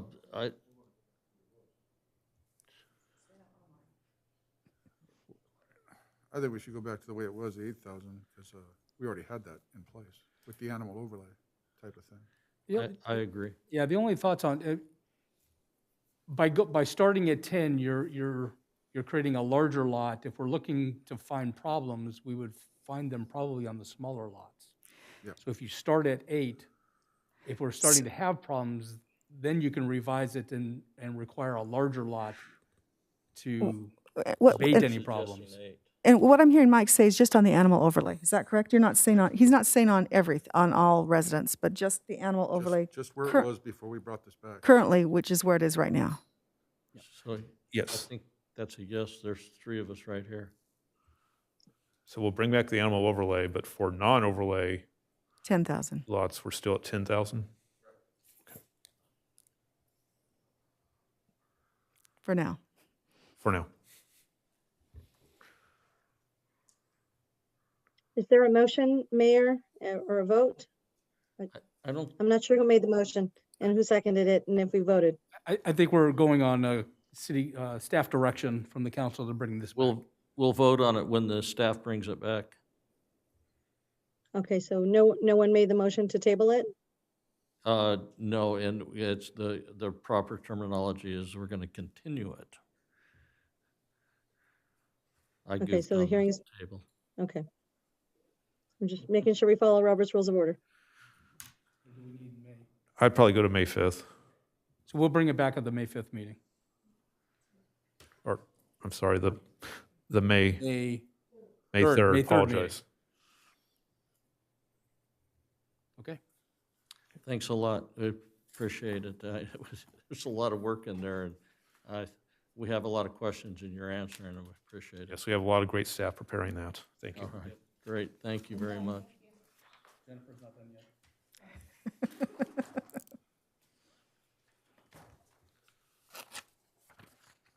Okay, where are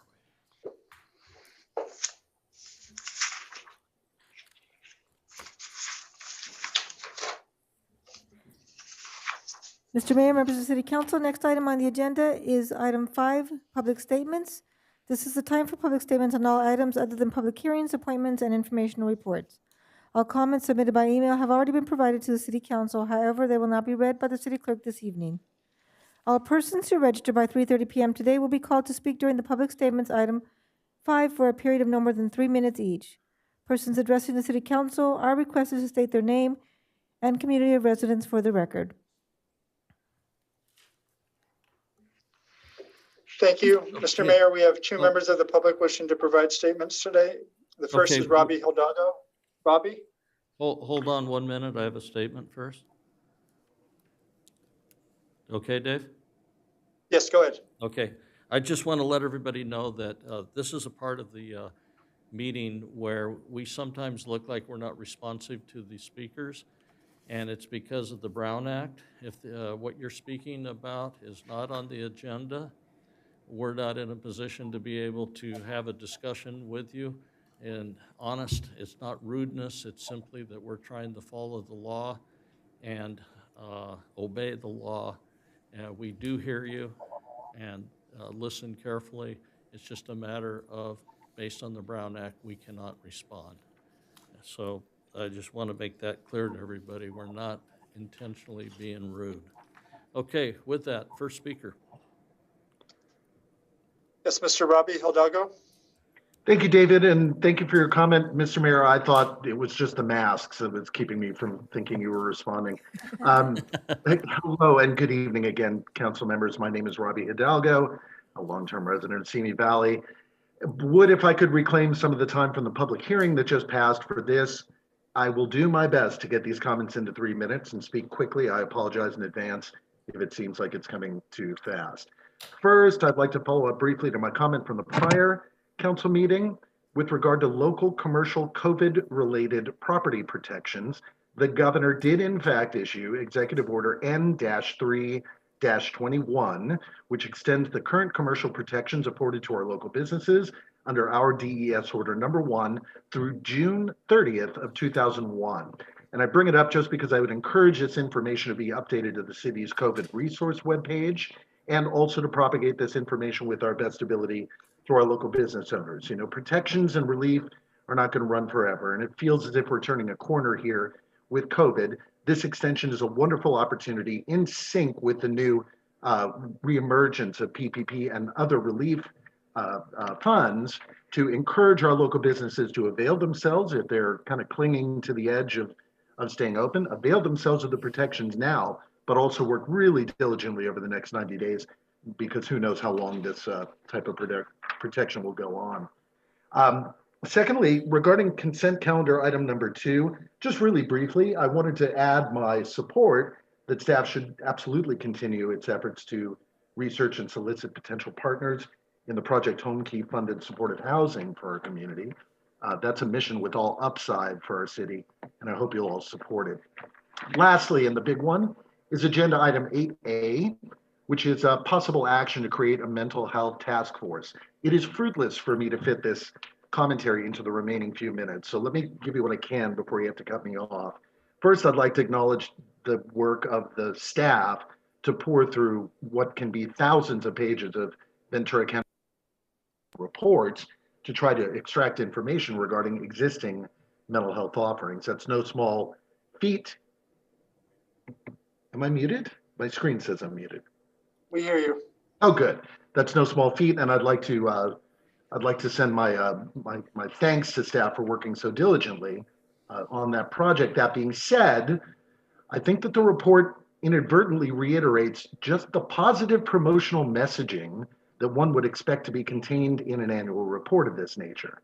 And it isn't genuinely reflective of the efficacy or the lack of efficacy or the reality of the programs or their implementation, nor the absence of equity in the Mental Health Services Act funding to our East County communities. If you were to merely skim that report, the conclusion, perhaps unintended, suggests that mental health services are not a problem. We just need Ventura County Behavioral Health to give us a presentation, hold a forum, and maybe take on the task. Nice try to get all that in. You did good, but your time. That being said, I would encourage the council to consider a third action as opposed to dismissing the task force.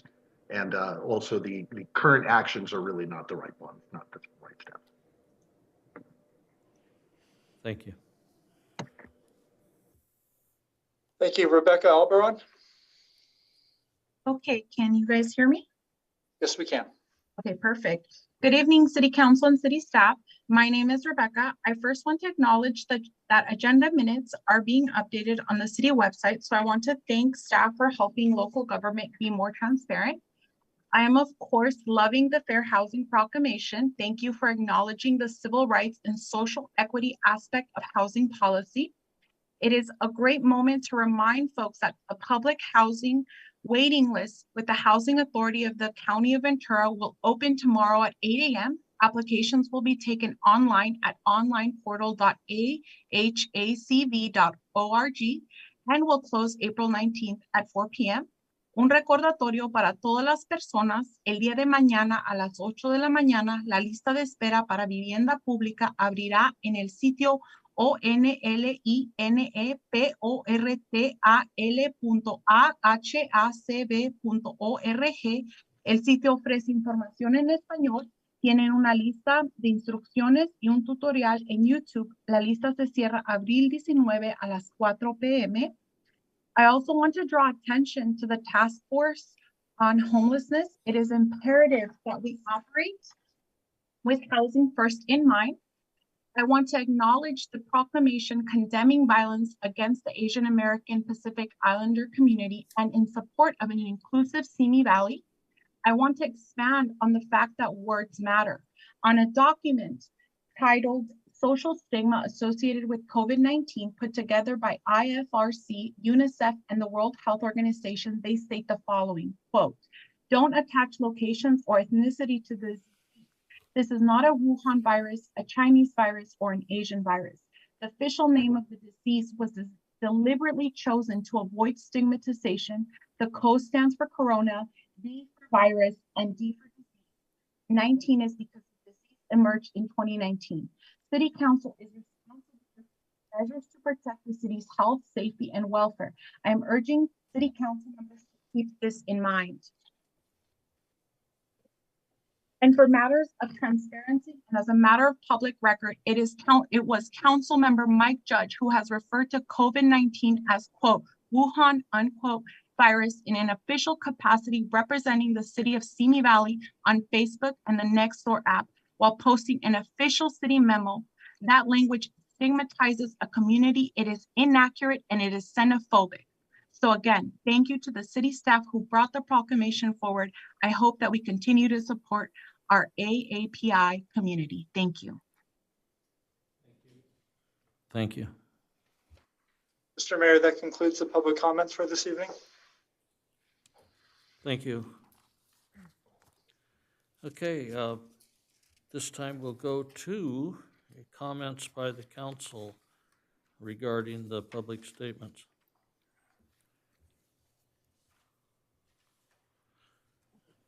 Mayor, if I may just make a brief comment. Yes, after Councilmember Litster, we'll call on you. Thank you, Mayor. Thank you, Mayor. I don't have much to say other than I appreciate the comments of Mr. Hidalgo and Ms. Alvaron. I specifically appreciated Rebecca sharing or reminding others of the housing application window opening tomorrow for low-income housing, and I echo her encouragement to those who might be needing this housing, that this doesn't open very often, that the fact that it's opening tomorrow, it's critical, and please, would love Simi Valley residents who are in need to get that to apply. So thank you, Ms. Alvaron, for sharing that. Councilmember Luevanos. Thank you, Mayor. I would like to personally disavow the comments that my colleague, Councilmember Judge, made with regard to the COVID and Chinese virus. It is xenophobic. It does instill fear and distrust in our community, and there's no place for it for elected officials in our city. I also would like to point out that we do have an impending crisis that is coming with regard to businesses that are not going to be able to stay in business anymore. And we keep seeing more and more empty businesses in the community because we have rent that keeps going up. So I will ask again for some sort of rent remediation or protection or cancellation to happen at the end of June to protect our local businesses and make sure we don't have any more empty spaces or blights in our city. Thank you.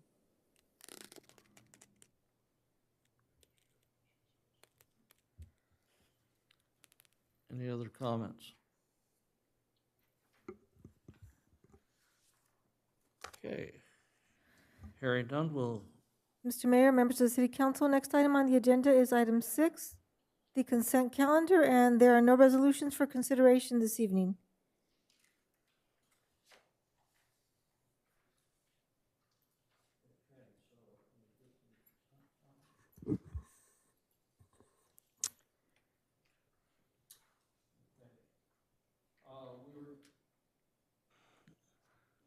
We're going to pull consent 3.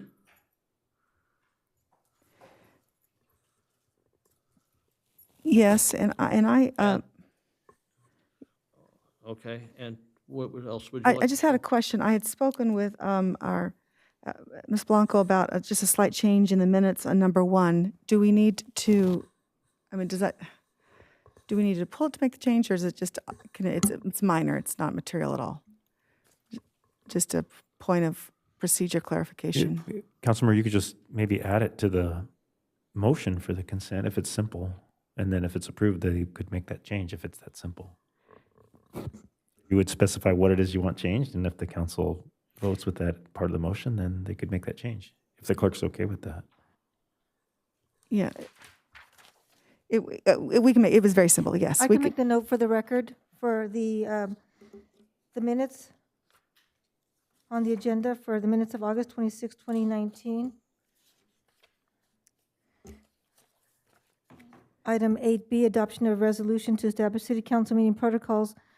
The action stated Councilmember Lister moved to adopt the attached resolution, and that should have stated move to adopt resolution number 2019-36, establishing the city council meeting protocols. So we're going to make that correction, and that's noted for the record. Thank you. That's all. Okay, so we've pulled 3. Do we have motion for 1, 2, and 4?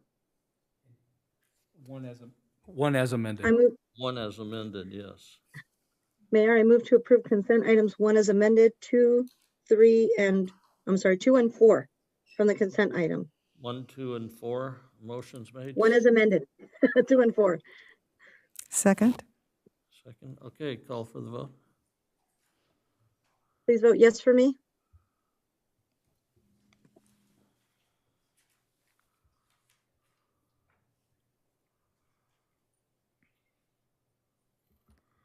The motion passes unanimously.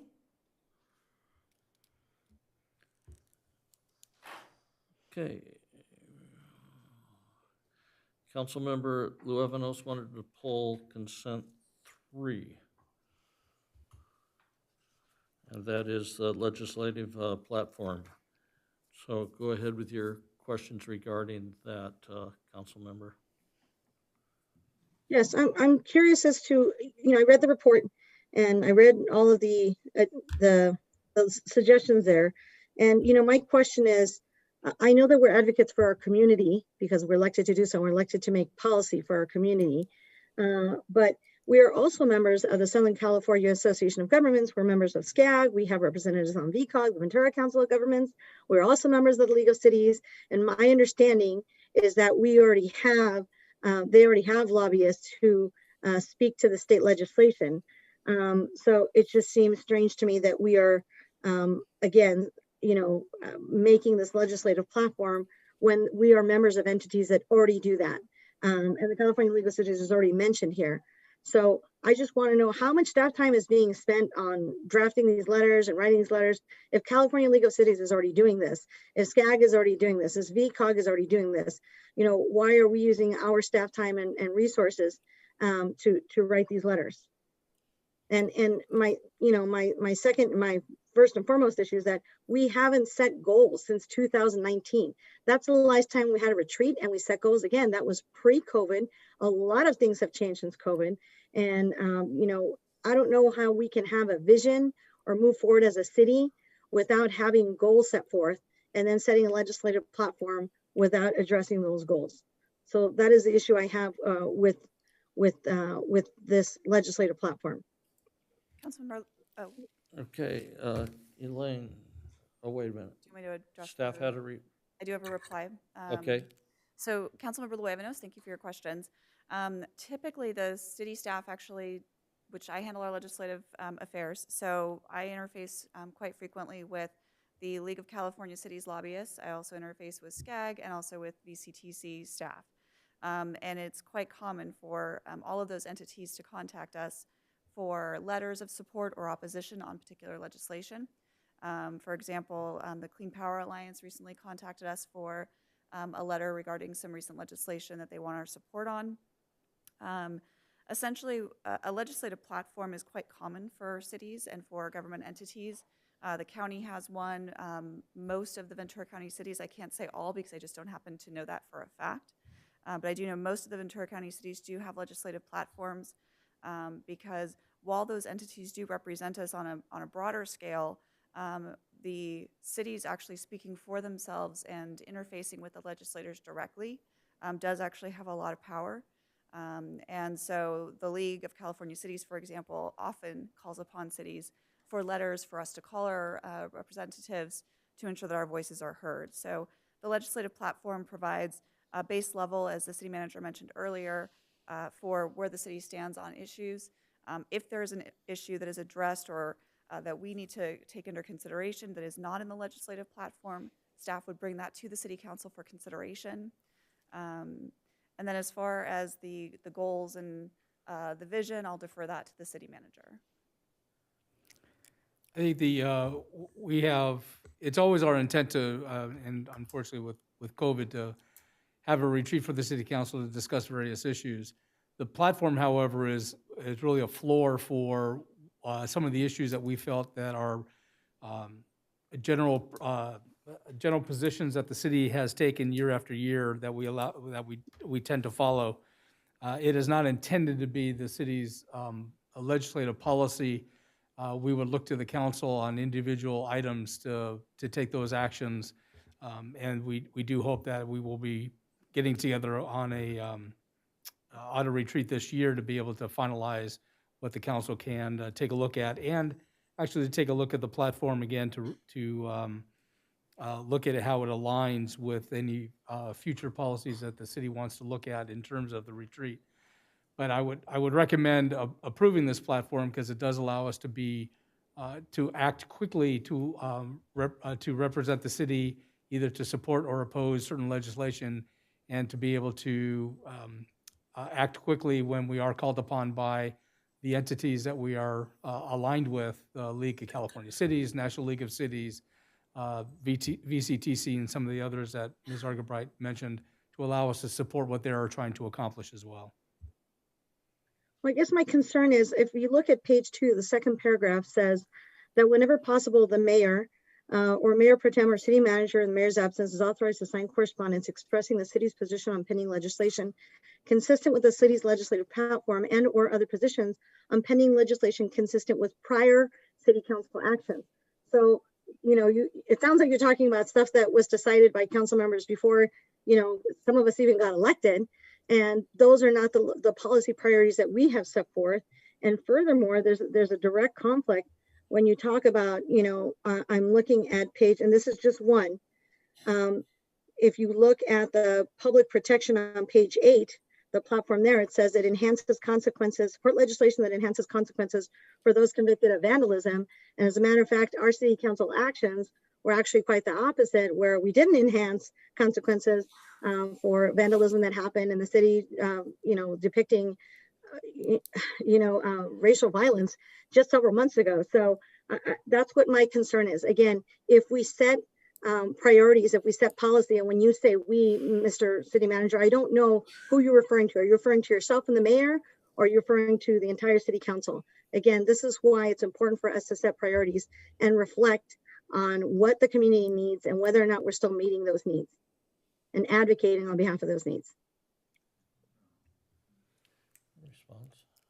If the legislation falls within the platform that is approved by the city council, that follows along either in a support or opposed position, then we are able to communicate that position to either the legislature or whoever is asking for it.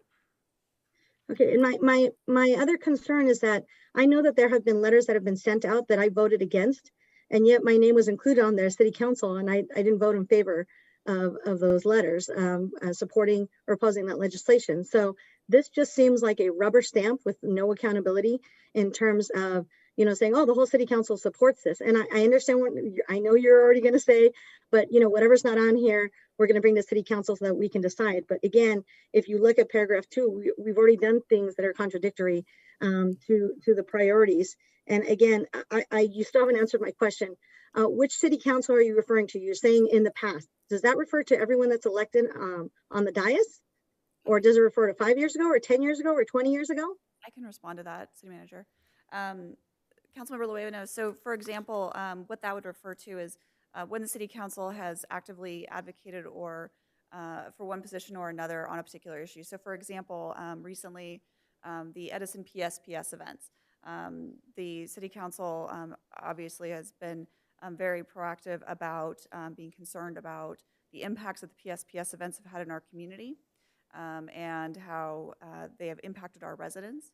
So that type of council action would then be able to dictate that if a legislator asked us for a letter supporting legislation related to ensuring that lines are being updated within a certain period of time, right? So because the city council had taken a very proactive stance on something like that, that's our current city council. Typically, if it's been something that happened, many, many moons ago, it's not something that staff would take for granted that that's the current city council's position. So I just want to clarify. So you're stating that we are looking at the policy decisions that this city council set forth as its priorities 2 years ago in 2019, prior to COVID? The most recent legislative platform that was adopted was 2019. We bring this platform forward every 2 years. Okay, and we could argue back and forth all day long, but again, there are things that have changed in the past 2 years significantly, dramatically.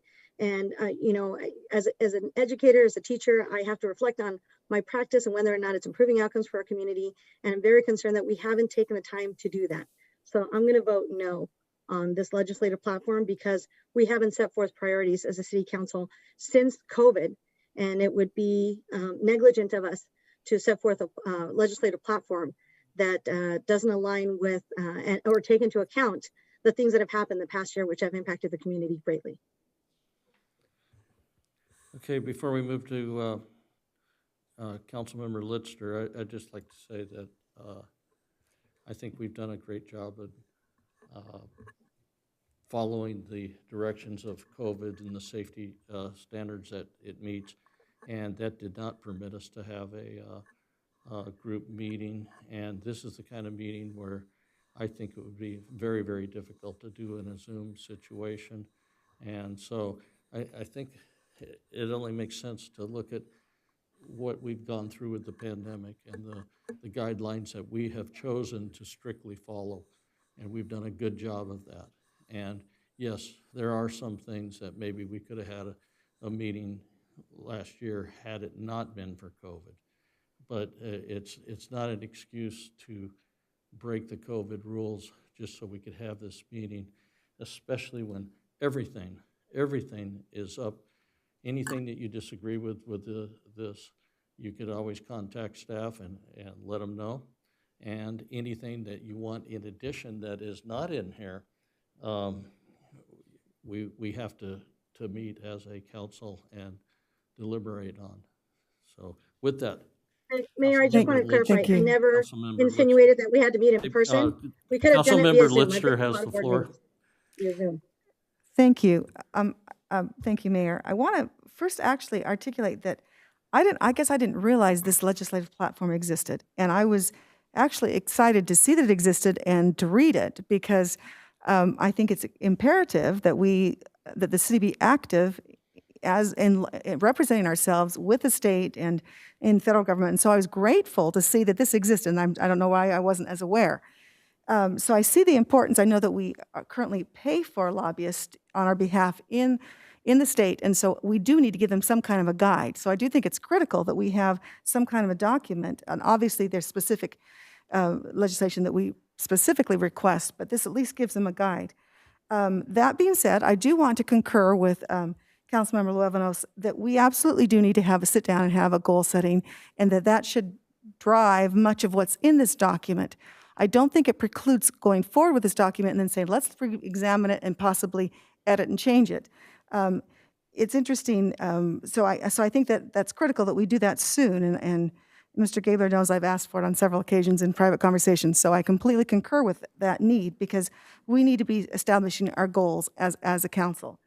That being said, the third thing, it was interesting. As I read through it, there were at least 2 items that I would have had stricken that I don't agree with personally.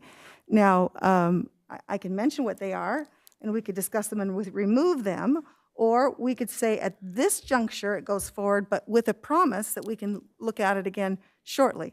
Just for instance, the two things that I would be concerned with, page 12, 2M, basically it says that we think it's fine to take funds from a special district and put it into the general fund. I disagree. I don't think we should have the power to do that. I think if we set up a special fund, the funds must be still maintained for that purpose, and under rare circumstance would we lobby just to put in the general fund. So that I would remove section 2M, and then section CB. I wasn't quite understanding why we wouldn't want the PUC utility oversight.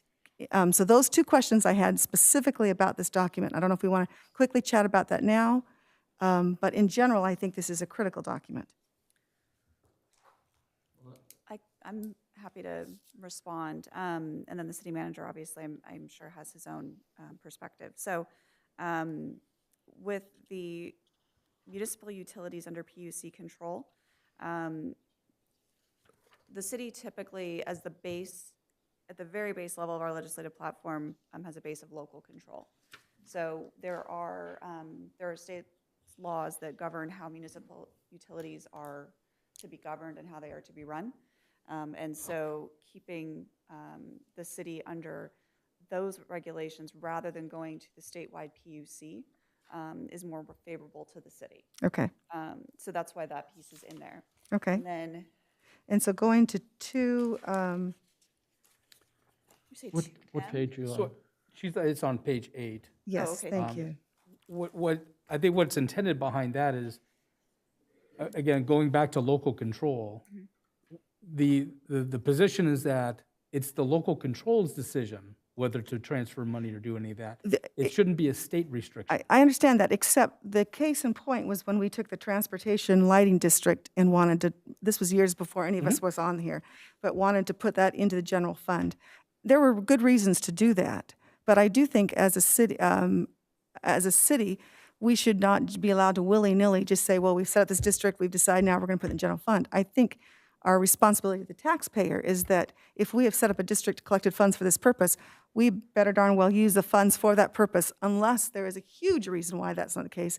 And then an exception can be made. And I don't think that that's articulated in what is stated here. Yeah, it doesn't go into that much detail, but as I said, the point on this is that we don't need the state to regulate how we move money around or transfer money between special districts. That's really this body's decision on whether they even want to do that, and because you are responsible to your taxpayers in Simi Valley, and that's really the intent behind this. I got it. We're trying to oppose legislation that takes away our control. And I get that, and I completely, I probably would, for the way that's worded, would remove M, but I understand that. So thank you.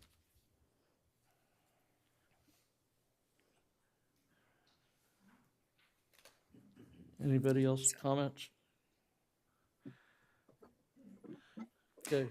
And so maybe, may I suggest we approve this, but that we bring it back as a discussion item at our next goal-setting meeting, knowing that this be critical to that discussion. I agree, and that would be the appropriate time to address any changes in this and additions, especially to it. But I'm happy to do that, absolutely. okay. So that I will motion that we approve this item 3 with that stipulation, please. I'll second. Okay, got a motion and a second. Call for the vote. Please vote no for me.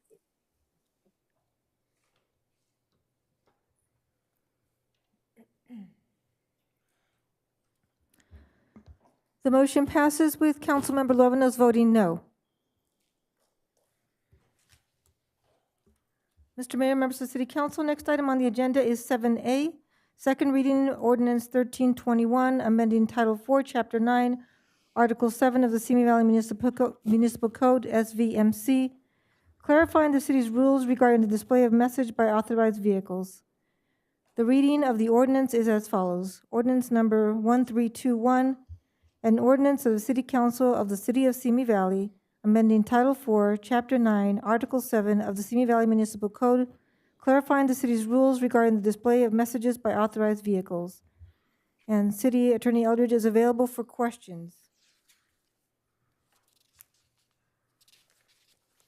Any discussion on this?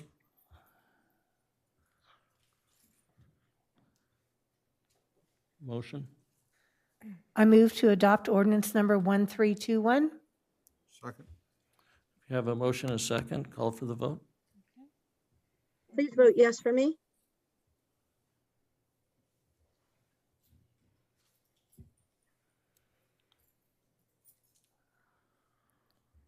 The motion passes unanimously.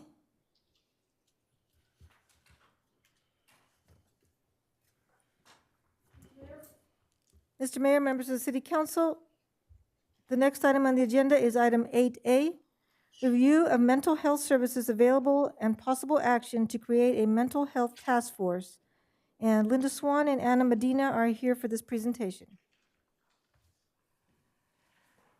Good evening, Mayor Mashburn and City Council members. This evening, Deputy Community Services Director Anna Medina and myself will be providing a presentation in regards to the mental health services that are available and a proposed action plan as the City Council considers Councilmember Luevanosa's request to establish a mental health task force. Over the past several years, there's been increased investment in the understanding of mental health issues, as well as the need to decrease the stigma that goes along with these issues.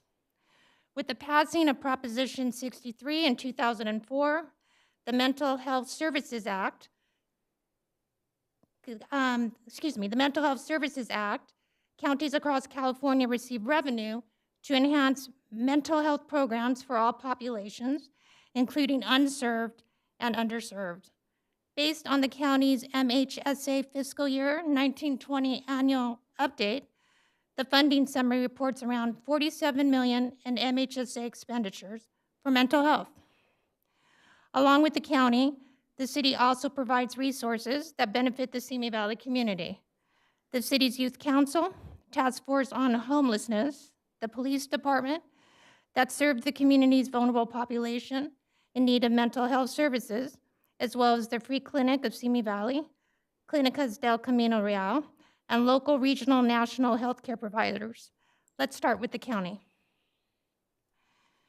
211 Interface Children Family Services assist individuals and families in need. Their free and confidential program provides comprehensive information and referral service. 211 Ventura County Phone and Text Services is available 24 hours a day, 7 days a week, and is available in multiple languages. Mental health resources for counseling and support groups for grief and loss, addiction, abuse, and psychiatric services. Crisis response teams are also available.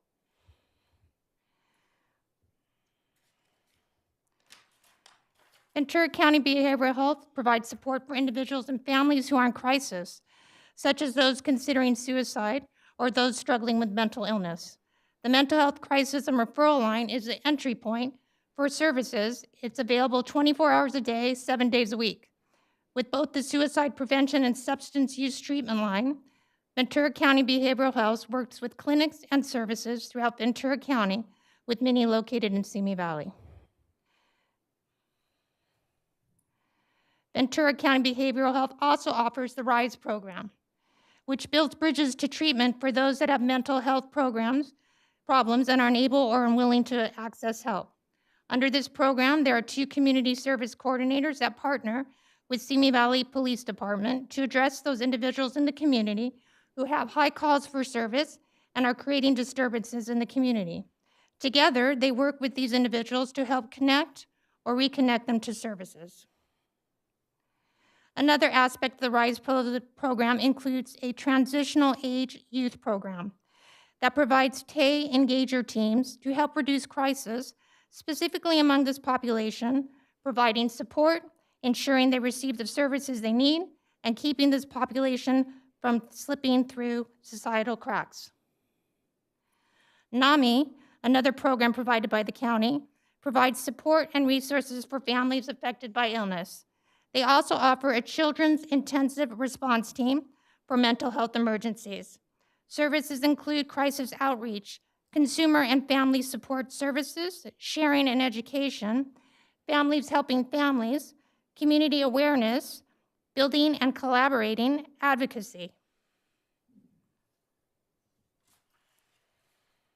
Above and beyond the county services, there are additional resources just a few keystrokes away and geared for the different populations within the community.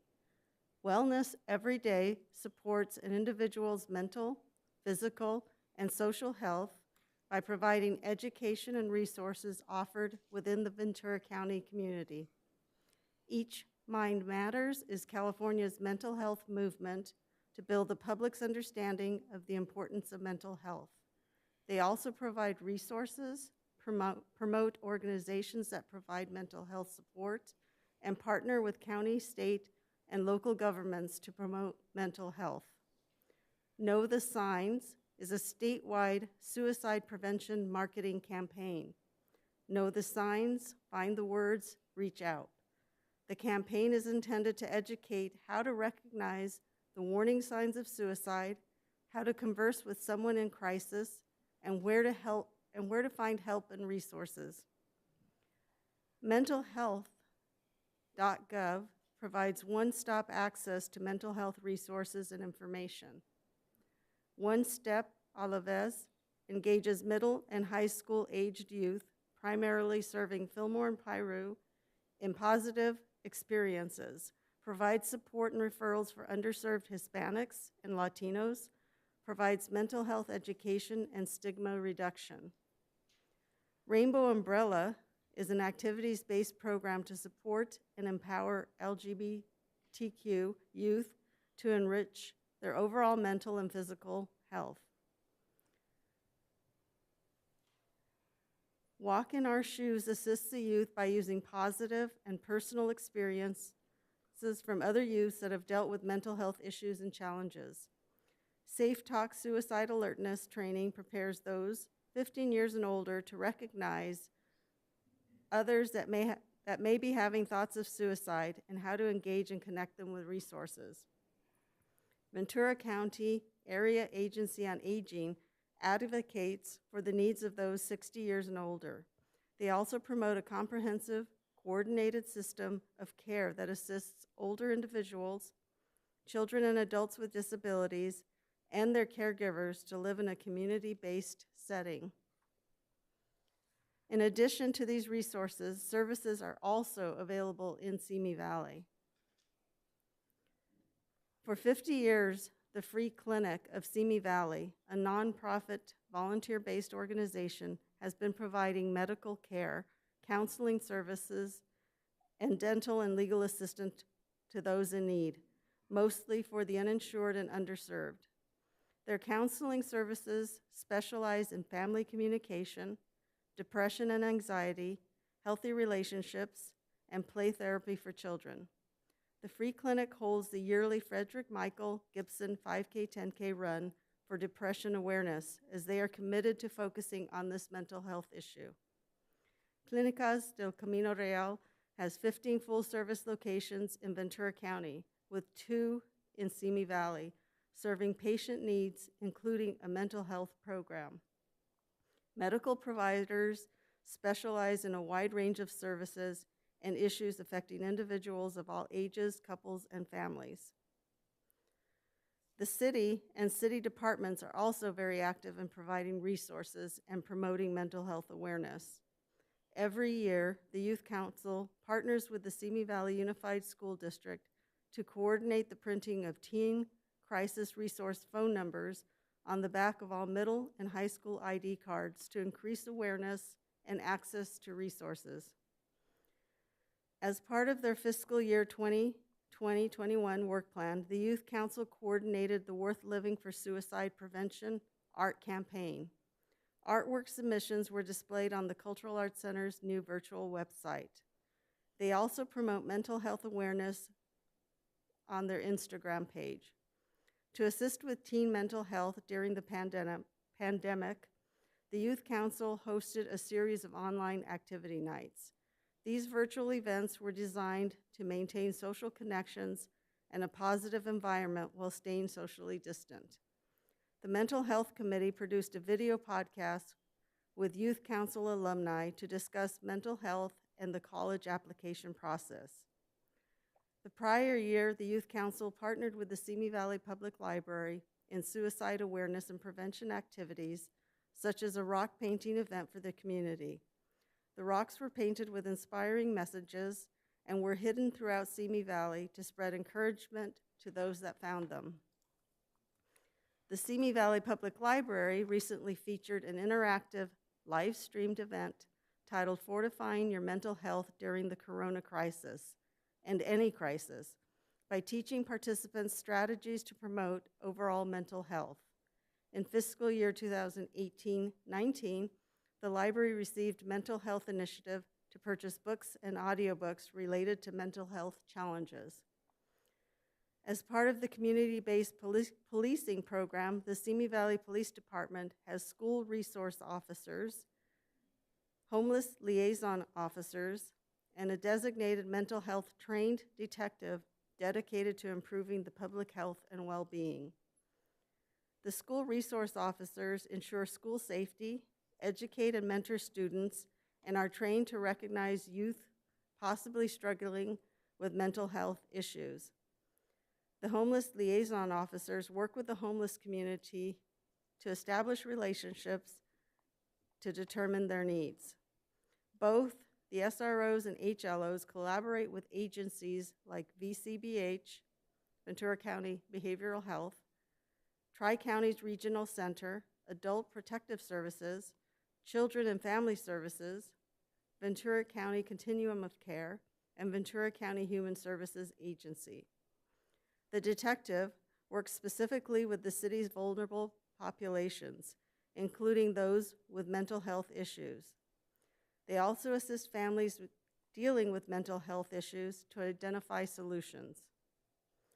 And all Simi Valley Police Department officers receive crisis intervention training. The city's Task Force on Homelessness, established in 1999, provides information and referral resources on the city's website.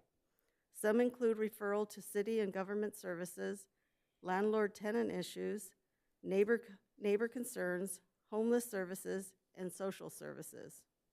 In addition to all of this, the city's website includes a dedicated webpage that includes resources related to teen crisis, heroin prevention, suicide prevention, health and wellness, addiction counseling, mental health, and teen youth parent resources.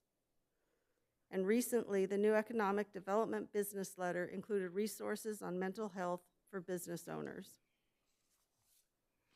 So as identified throughout this report, there are numerous mental health services and resources. Given the county is the lead agency with funding mechanisms in place, staff recommends the following action plan, which would allow for collaboration with the Ventura County Behavioral Health. Invite Ventura County Behavioral Health to make a presentation to the City Council on all of the services available. Presentation would include how need assessments are developed and identify how members in our community are served. And we could discuss opportunities to serve on stakeholder groups such as the General Behavioral Health Advisory Board, which houses appointments from each county supervisor. Supervisor Huber has agreed to notify the city manager's office of future vacancies on the Behavioral Health Advisory Board should the city council want to nominate an eligible participant to serve. Learning of other work groups would also be helpful.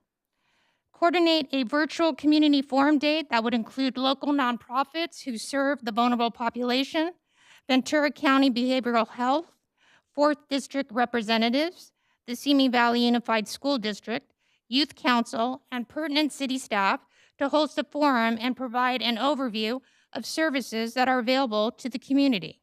Along with the exchange of information among the different agencies, the forum would also allow for a question and answer session after the presentation. The community forum would be recorded and shared with faith-based and other groups that serve community members. We would also create a public awareness marketing campaign to build recognition of the services available through social media messaging, radio and print advertisement, such as the Simi Valley Acorn, Ventura County Star, as well as develop a resource guide to share with the community and place on the city's website. The following alternatives presented in the staff report are available to the City Council. This concludes staff presentation, and we are available for questions.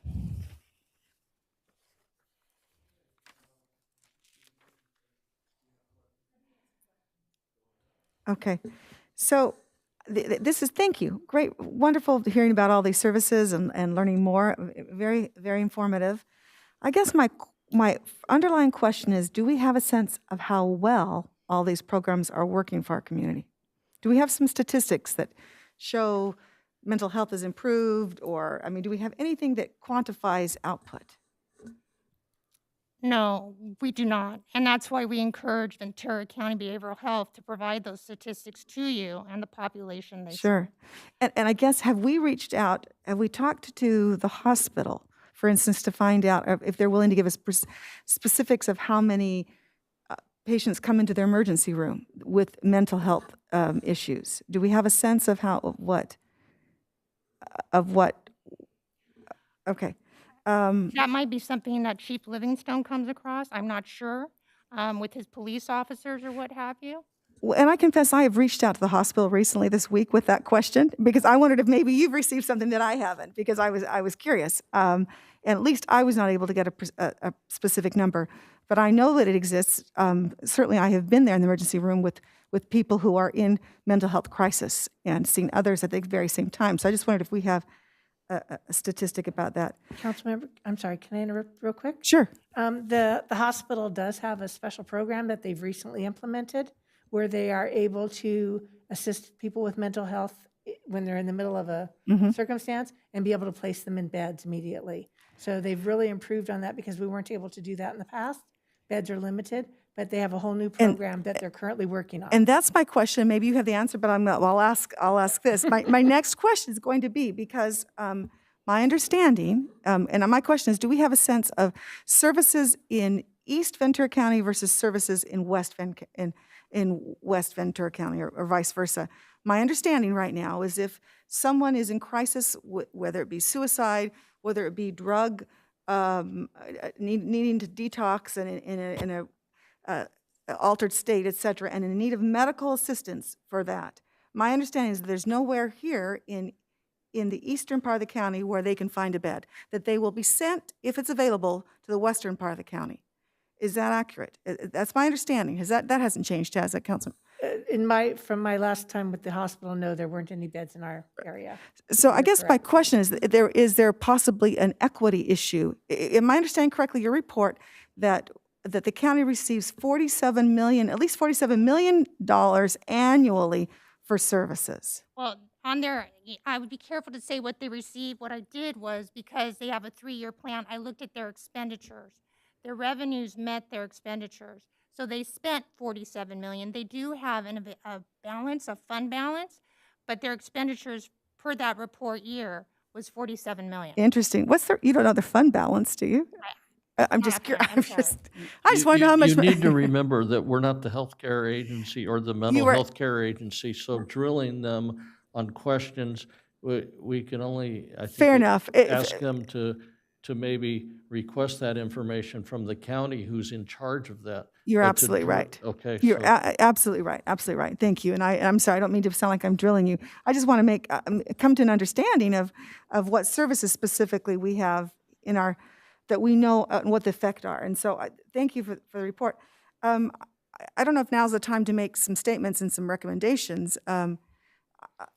I personally think that, and I would have us alter what is being recommended. I like the suggestions of this action plan. I think they're all great, but and I'm not in favor of a big task force being set up that just deals with it year after year after year after year.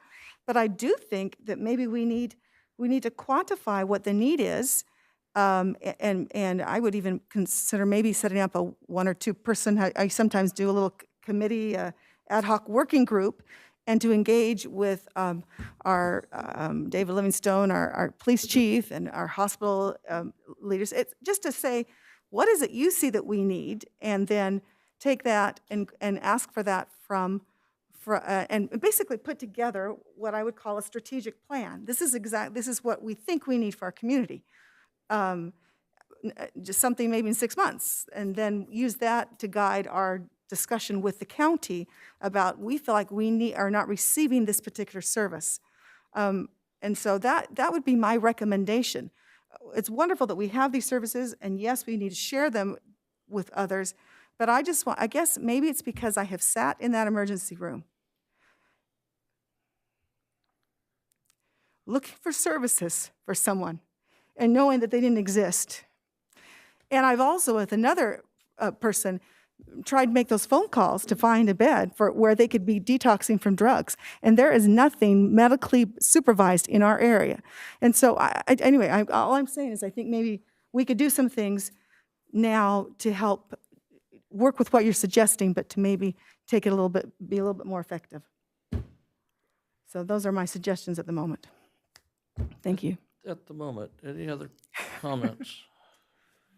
Mayor, if I may. Yes, Councilmember Luevanos. Thank you, Mayor. And I'm sorry, I don't mean to interrupt anyone else. I just can't see who's raising their hands for Mayor.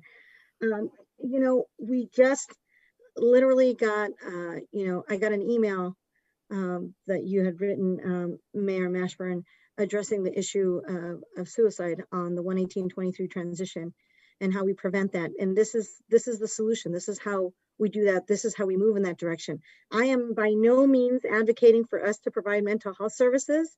That is not our job or responsibility as a city council, but it is our responsibility to address the mental health issues. And I appreciate the staff's effort on all of the resources that are available.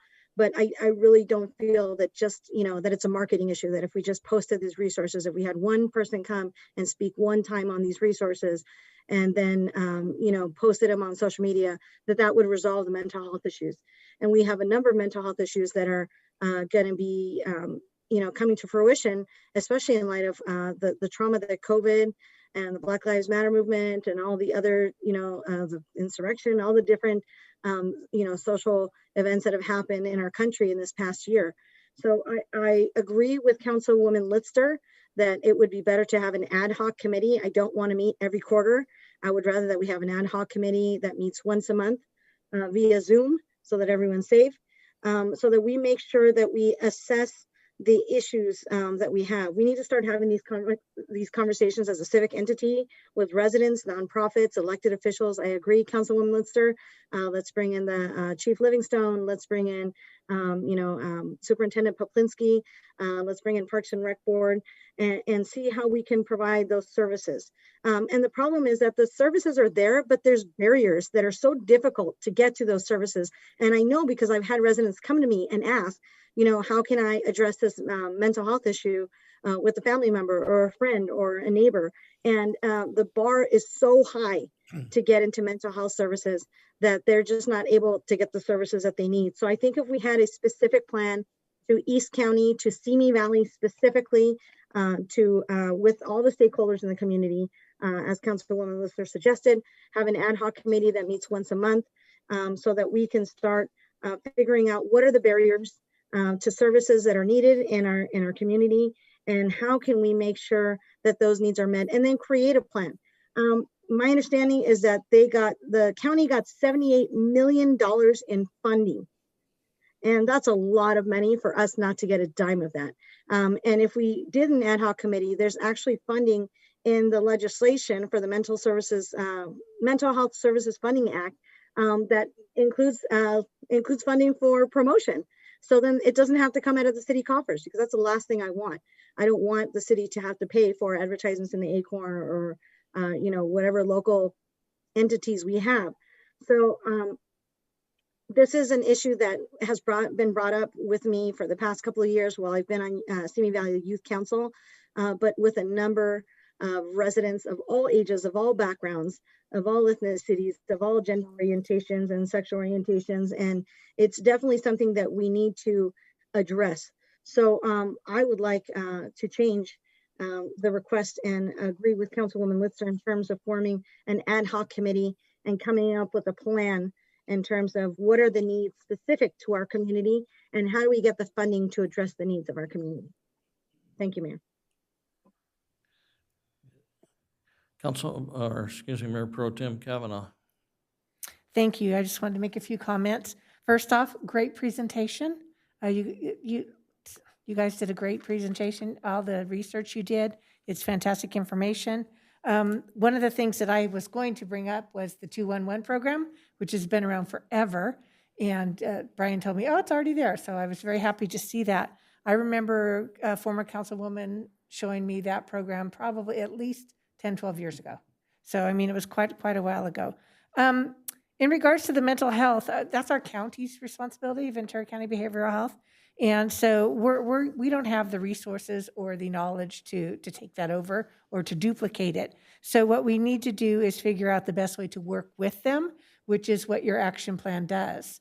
I think all these services are already available. Part of the problem is people not understanding that they are there and how to go about them. Today, the first thing right away is the free clinic. They have fantastic counseling available. It's available to anyone, and all you have to do is call and make an appointment. So that right there, Clinicus also has that. But so those two things are here right in Simi Valley. I mentioned that the hospital has, Adventist Health Simi Valley has a new program. I don't know all the details on it. We discussed it when I was on the board, and it was in the preliminary stage, so I don't know what the finals were. But I do know they were at a recent event with information and giving out little handouts and stuff regards to that. So what I would suggest is that we add the hospital to the community forum so that they can share those needs with us. They also have specialists in mental health there. By inviting the forums and the different people, each of the experts can share with us what it is that they do, how to go about to get to them.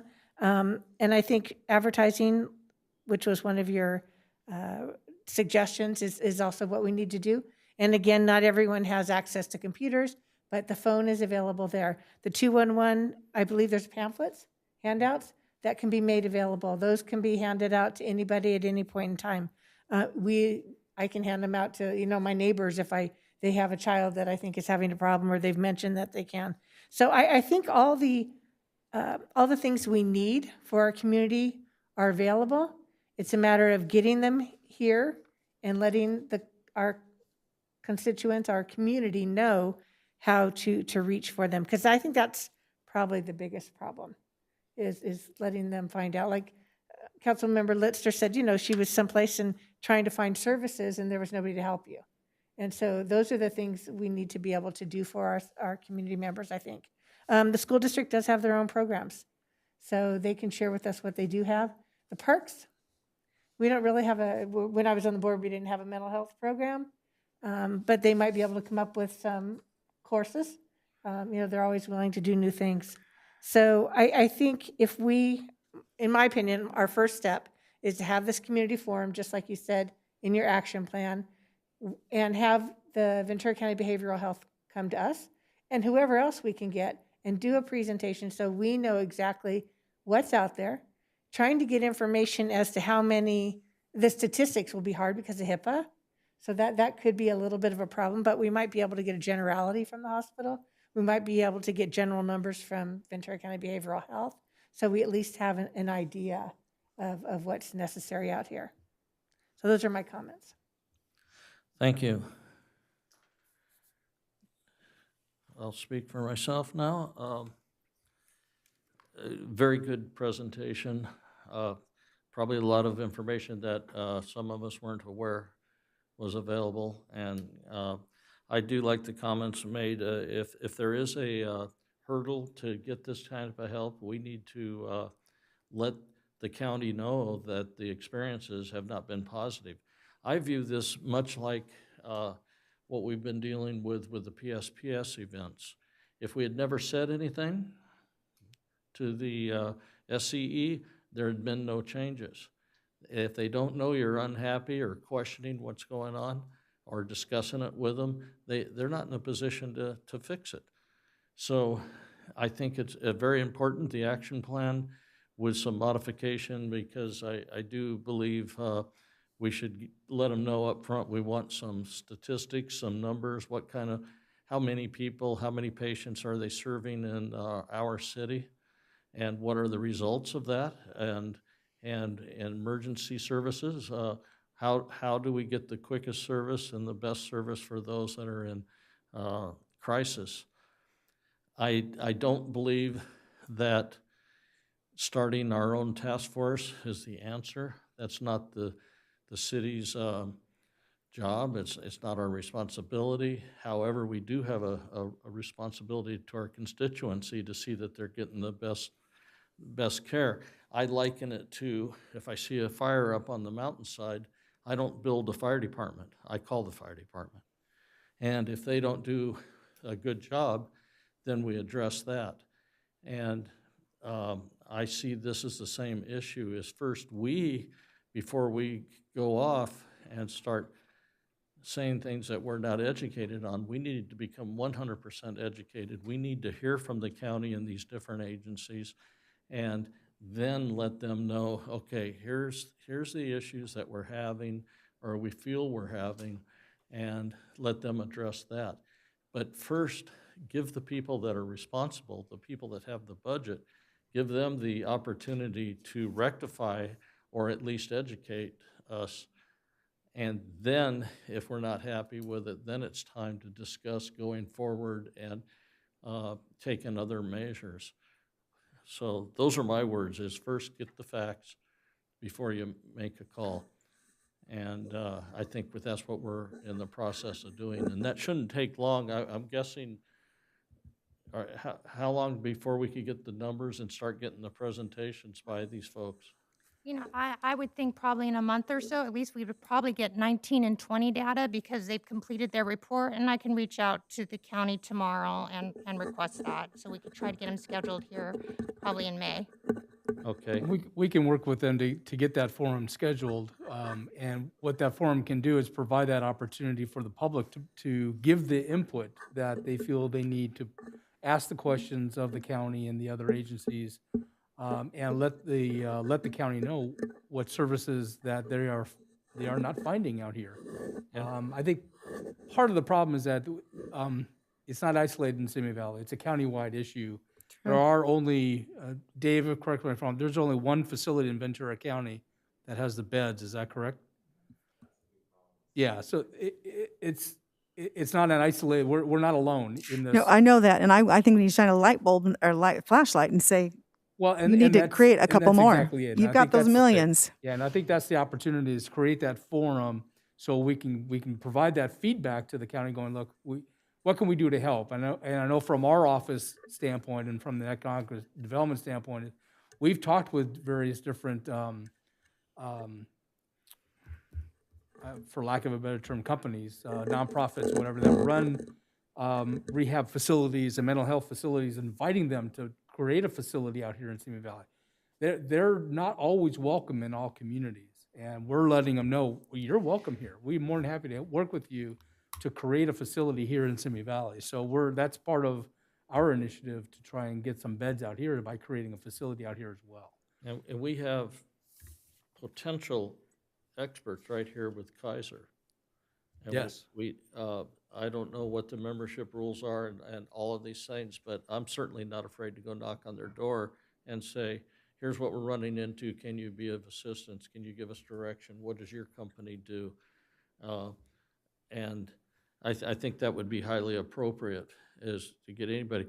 I'm in particular, I have a big interest in what the school district's doing. If they have a mental health program, I want to know about it. I want to know, because if there's anybody that's suffering, it's our school children, and especially at this time. I know that this is an ongoing problem, and even when we don't have the COVID pandemic, there's still mental health issues that need to be addressed. It's not something that's just going to go away if COVID went away. However, it's hyper elevated because of COVID, and I want to know if there's something that we should be doing to see to it that the students in the city are getting the quality help that they need, and very easily accessible to them, because that's a big concern, especially of a school district that does not have their children in classes. So very big concern of mine. But anyway, I thank staff for what you're doing. Did we give you enough information to ask? And I think we'll have to vote on this, but thank you very much. And it's opened the door, and I think we'll keep that door open. We'll put a good block under it and make sure they start hearing us, because there's always been, I've been out here for, I don't even want to tell you how many years, and there's always been this issue of East County versus West County. And I would hope that's not what's driving this, but on the other hand, we need to get to the bottom of it. Elaine, you're up. So just a quick comment and follow up on what you're saying. And I want to acknowledge, I absolutely understand it is the county's responsibility financially. There's no question that they have the resources, they have the programs, it is their responsibility. I just want to be sure that we are telling them what we need and that we are evaluating what we need. And so how we determine that is really the question, how we do it. So what I'm hearing, what's in this report is we do it with this, with these working points, et cetera, which are very good. My question would be, do we want to concurrently have, just as you would have someone researching a development, you have one or two council members, basically also try to cull recommendations, and I'm not suggesting that's the way, but somehow, do we want to put together a ad hoc small group so it doesn't violate the Brown Act? We're not talking about noticing all that kind of stuff, but that works with our that can talk to our providers. Like for instance, I see that in the report, the statistics of the free clinic, I did the math and thank you for providing that. That was so fascinating. But doing the math, 0.2788 or 28% of all of the patients they see have a mental health component based on what you shared with us tonight. So it would be lovely to go to them saying, so now that you have this, what is it that is there something that we're missing that we need from the county that would help address what you're doing? So those kind of answers, and what I'm hearing is you think it might come in a public forum, we might get those answers. Well, I would two things. One, it will come in a public forum, and also I think I think staff is more than capable of doing that little bit more homework to get that information from the free clinic and from the providers out here is going, what more do you need? A lot of it's going to come down on a dollars issue. Sure. We certainly can do that. I do want to note, an ad hoc committee is like a one and done. It meets Well, once or let me, twice a if I can just jump in there on that. For the Brown Act, you're allowed to create a limited time ad hoc committee, but it can only be council members on it. It can only be less than a quorum. So you can Sure. get 2 council members, and then it should be less than a year.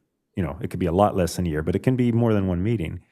That's your limited term ad hoc committee, no Brown Act. That's the only exception. And that's kind of what I'm envisioning, just so that there's some actionable things that we'll hear lots of great things, and maybe after we hear that, we create that committee to That's what I do was that. suggesting, is that we first give them the opportunity to respond to the questions, and then we decide, okay, we need to do the ad hoc committee or something. Mayor, we need to gather the community. With all respect, Mayor, we need to gather the stakeholders first.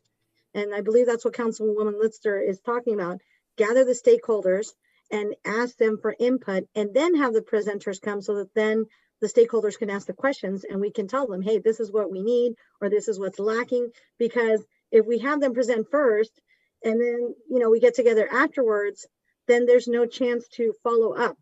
And so, we're kind of putting the cart before the horse. So if we had a limited ad hoc committee, which I agree with Councilwoman Litster, that met, once a month for the next 4 months, less than a year, with a couple council members and community stakeholders, then, it wouldn't cost the city anything. Again, we're not asking for the city to engage in mental health services support. It's just a matter of making sure that we get the funding that we're entitled to over here in East County.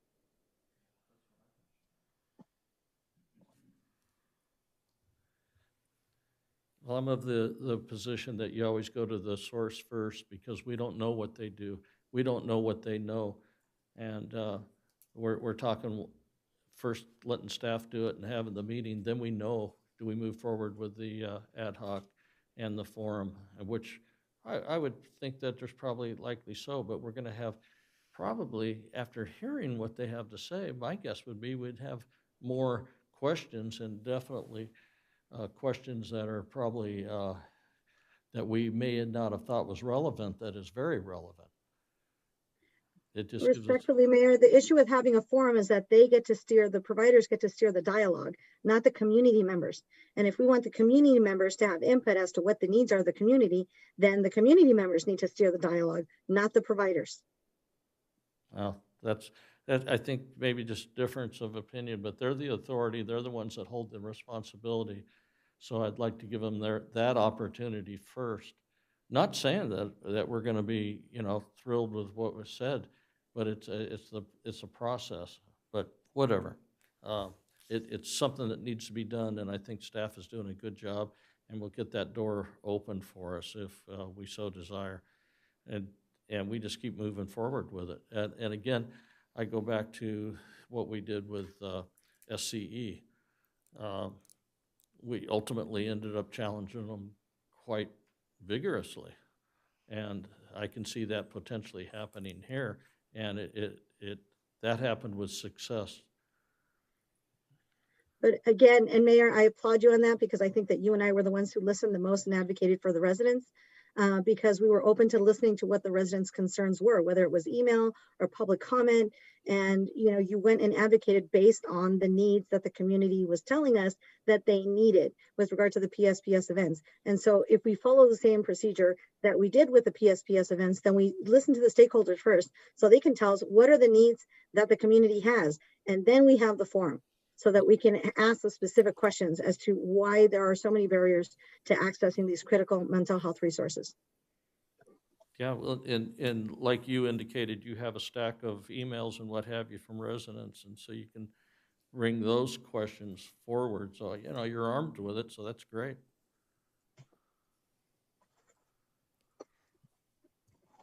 So I don't know if there's, go ahead, Councilwoman. I was going to make a motion. I move to adopt the proposed steps identified in the action plan.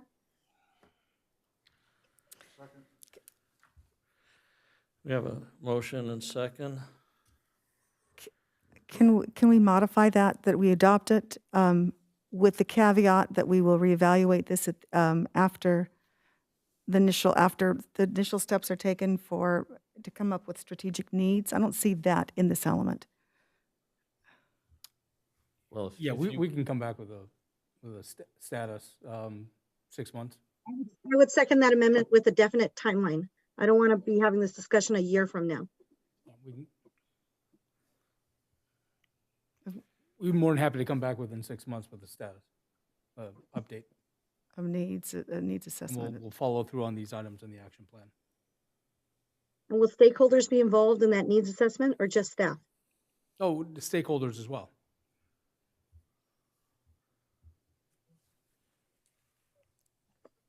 Okay. Are we comfortable with that addition to the motion? Yeah. My motion as amended. Thank you. I need a second. I'll second the motion. Councilmember Mike Judge. already seconded. Oh, sorry. Okay. Mike did. Okay, call for the vote.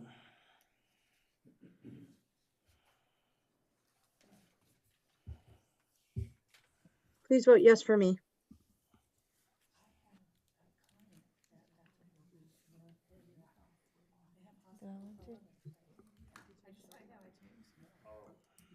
The motion passes unanimously.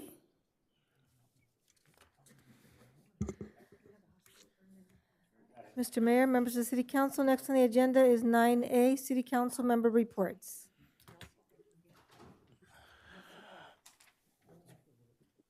Sorry, sir. I wanted to do that so bad. I was telling him I have a client who has behavioral health centers, so we'll reach out. Oh, good. Great. Okay, first one with the reports. How about Councilmember Luevanos? Thank you, Mayor. I appreciate that. On Wednesday, March 24th, I attended the Ventura County elected officials COVID-19 meeting Just want to remind everyone to continue to wear masks and social distance per our health director, Dr. Levin. I also attended a United Farm Workers event in Oxnard via Zoom to celebrate our agricultural workers who have been essential and have been on the front line to make sure that we all have food on our table. On Wednesday, March 31st, I attended another Cesar Chavez event online. Again, thank you to our farm workers, our agricultural workers who make sure that we have food on our table. And I was also invited to speak on the Ventura County Museum panel on Women Leading for Change. And there was a representative from each one of the cities in Ventura County. And it was just inspiring to see all the women that are leading change in honor of Women's History Month in the County of Ventura.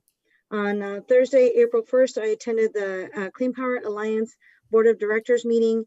And we set priorities and goals for the year in terms of pricing and storage and how we're going to address the needs of we've had a huge spike in the increase of prices of energy due to what happened in the wild weather in Texas. We're now seeing wildfires here. And so it's more important than ever that we make sure that we do all that we can to help the environment. And so Clean Power Alliance shifted some of the funding lines to make sure that we could still prioritize and support the most at-risk residents who are customers and meet their needs, especially if they want to continue staying on 100% renewable energy.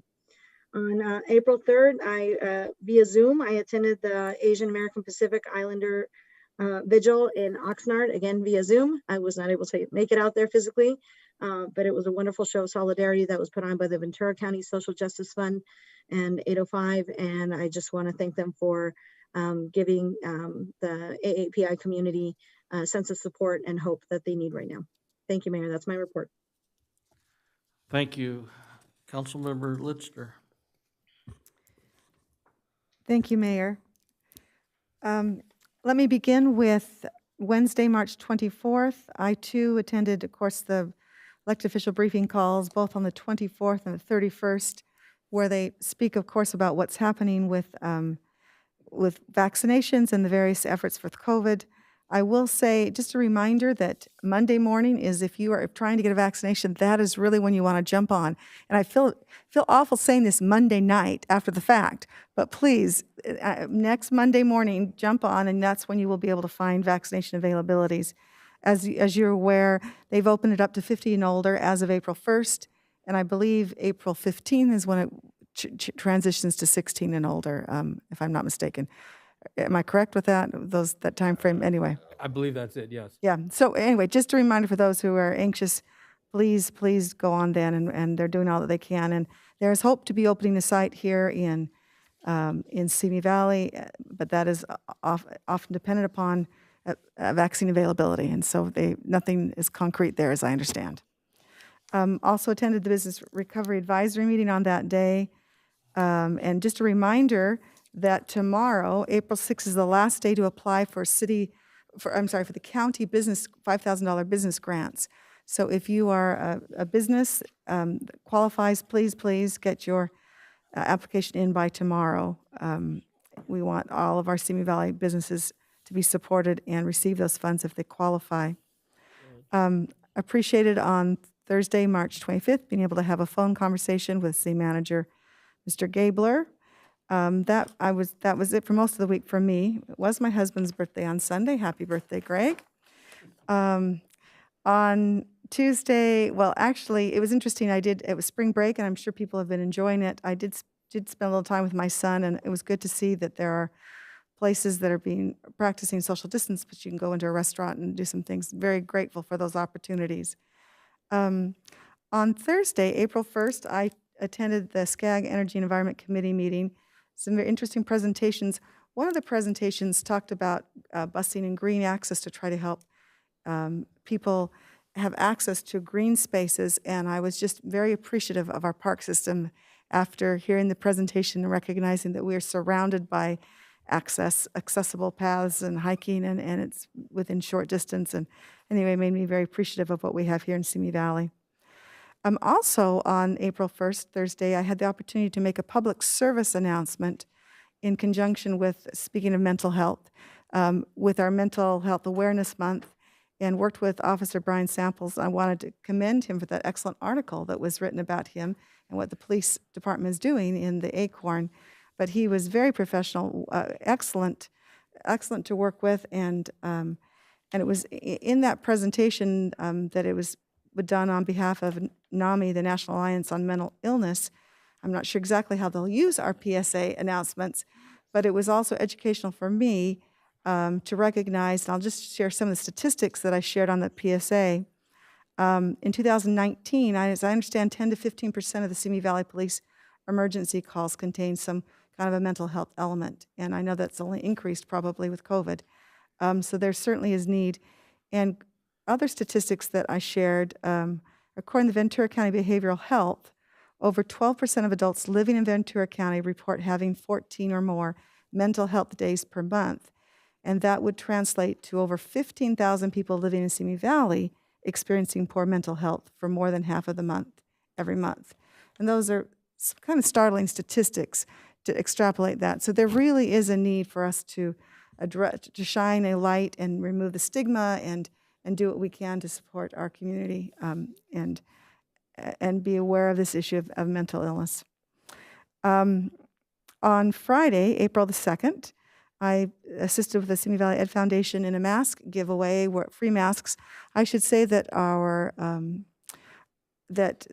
our Chamber of Commerce has continued to give free masks. I think we are experiencing mask fatigue. I just don't think we care about. I mean, appreciate that we're still wearing them, but I'm just wanting people to know that they have plenty. If you have any need for masks, go to the Chamber, and they're happy to supply you.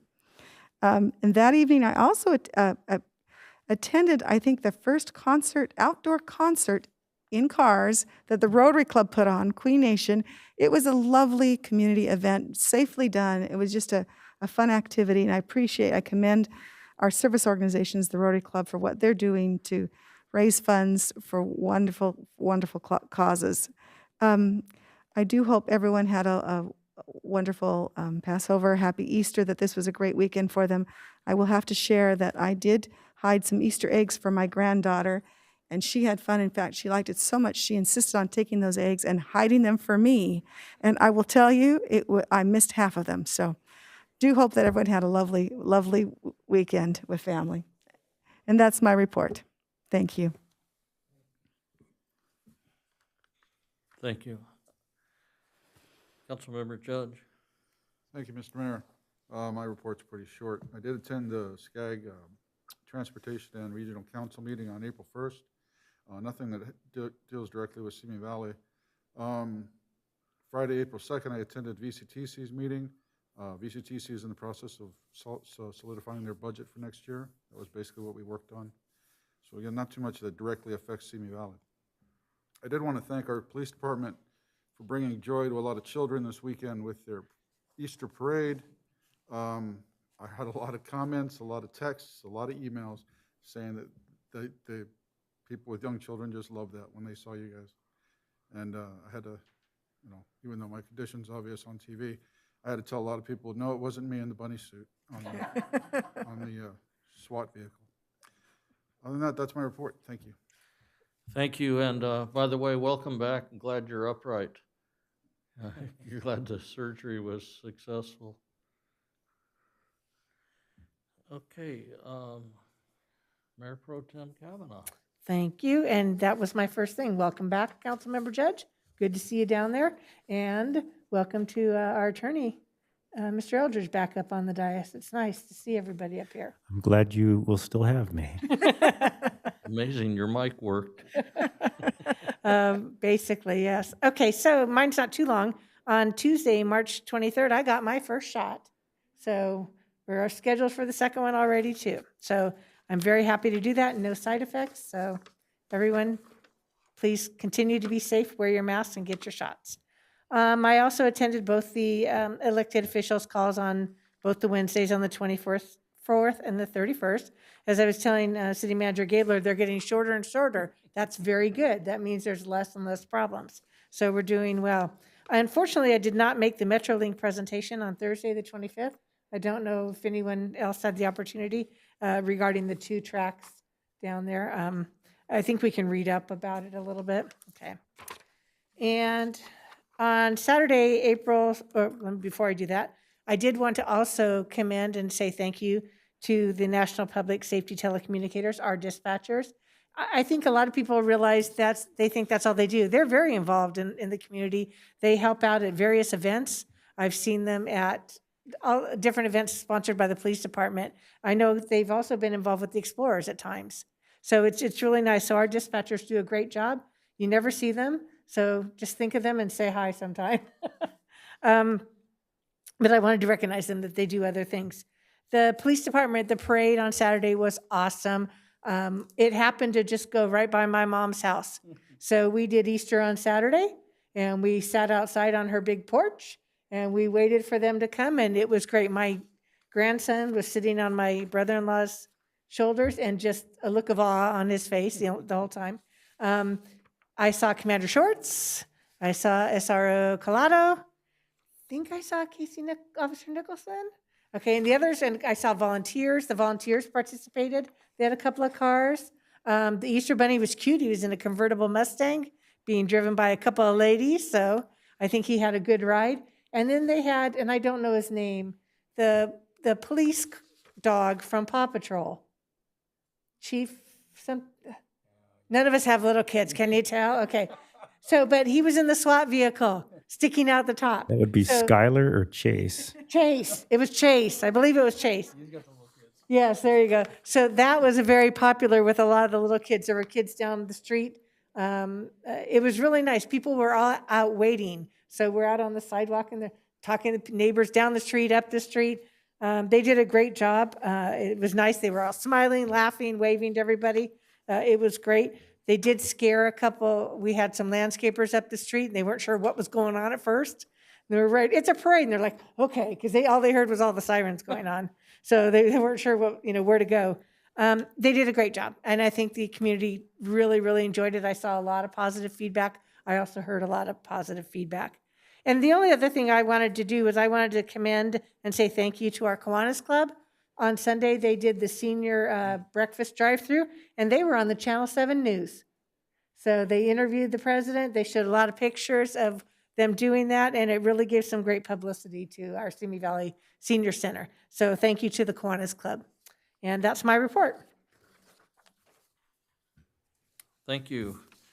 Mine's pretty short, I do believe. On Thursday, March 25th, I attended at the invitation of the chamber, the March Auto Council meeting, and there was 2 auto dealers there. And happy to report that the auto dealers are very happy with their sales here in Simi right now. However, they do have a very difficult time getting the inventory that they would like to have. So while sales are good, having the vehicles that they need to sell has been a real challenge for them. I thought the Chevy dealer was a little empty yesterday when I drove. Yeah, everybody's having a real problem. So then I attended the tourism district meeting, and that one was more of a discussion on things that were happening and a lot of information again on the amount of mountain biking that's going on in the area that's influenced so much by our city. I would like to say with the dispatchers, the great tribute to them. And I'm going to share a real quick story. When I was a young firefighter, our duty was when the dispatchers had to take a break because they only had one dispatcher on at a time, they would send in the rookie firefighter to answer the emergency calls while the dispatcher was on break. And it was the most stressful time of being in the fire department, was knowing that someone's going to call and they're going to be in a panic and that we have to handle that. And so early on, you learned the respect for the dispatchers, because how they handle that is beyond me. And now they do it call after call after call after call. So much thanks to them.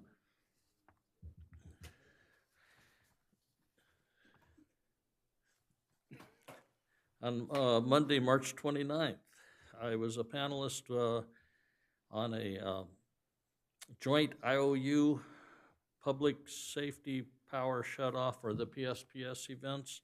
And I think that was pretty successful. It was an opportunity to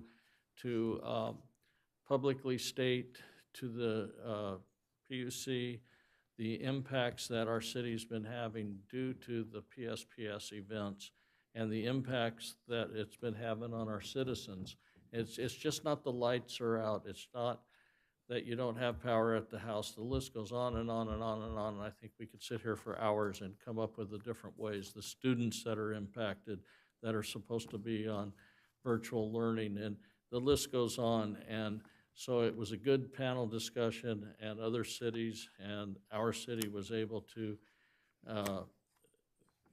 comment on the detriment that those shutoffs bring to this city and the dangers they bring to our residents. I'm sorry? And you were invited to participate. Yeah, and I was invited to participate, which was nice to know you can be invited to that after all the criticism I've provided. So it was a good event, and I do believe that we're making a lot of headway with the SCE. They are listening. I'm not saying it's over with or anything, but at least we have their ear, and I think we see that in the last wins we had near the circuit shutdowns, and I think they're making an honest attempt to limit the number of circuits that will be shut down on future wind events. And then I had to make a quick trip out of town, so that's it. That's what I was up to. And this time I think we go to 9B, future agenda items. Does anybody have any? Hearing none, I'll move forward. No, I didn't mean that. I was kidding. Anybody on future agenda items? Okay. Tonight, we're back to our old selves, and we're going to adjourn in memory of the victims of the Boulder, Colorado and Atlanta metropolitan area tragedies, and Orange County victims, and the officer victim at our nation's capital. So we will adjourn in memory of all those people. Unfortunately, there's several, and we will be sending certificates to the appropriate folks in those different locations. And with that, thank you very much, and meeting is adjourned. She did. She just dropped off.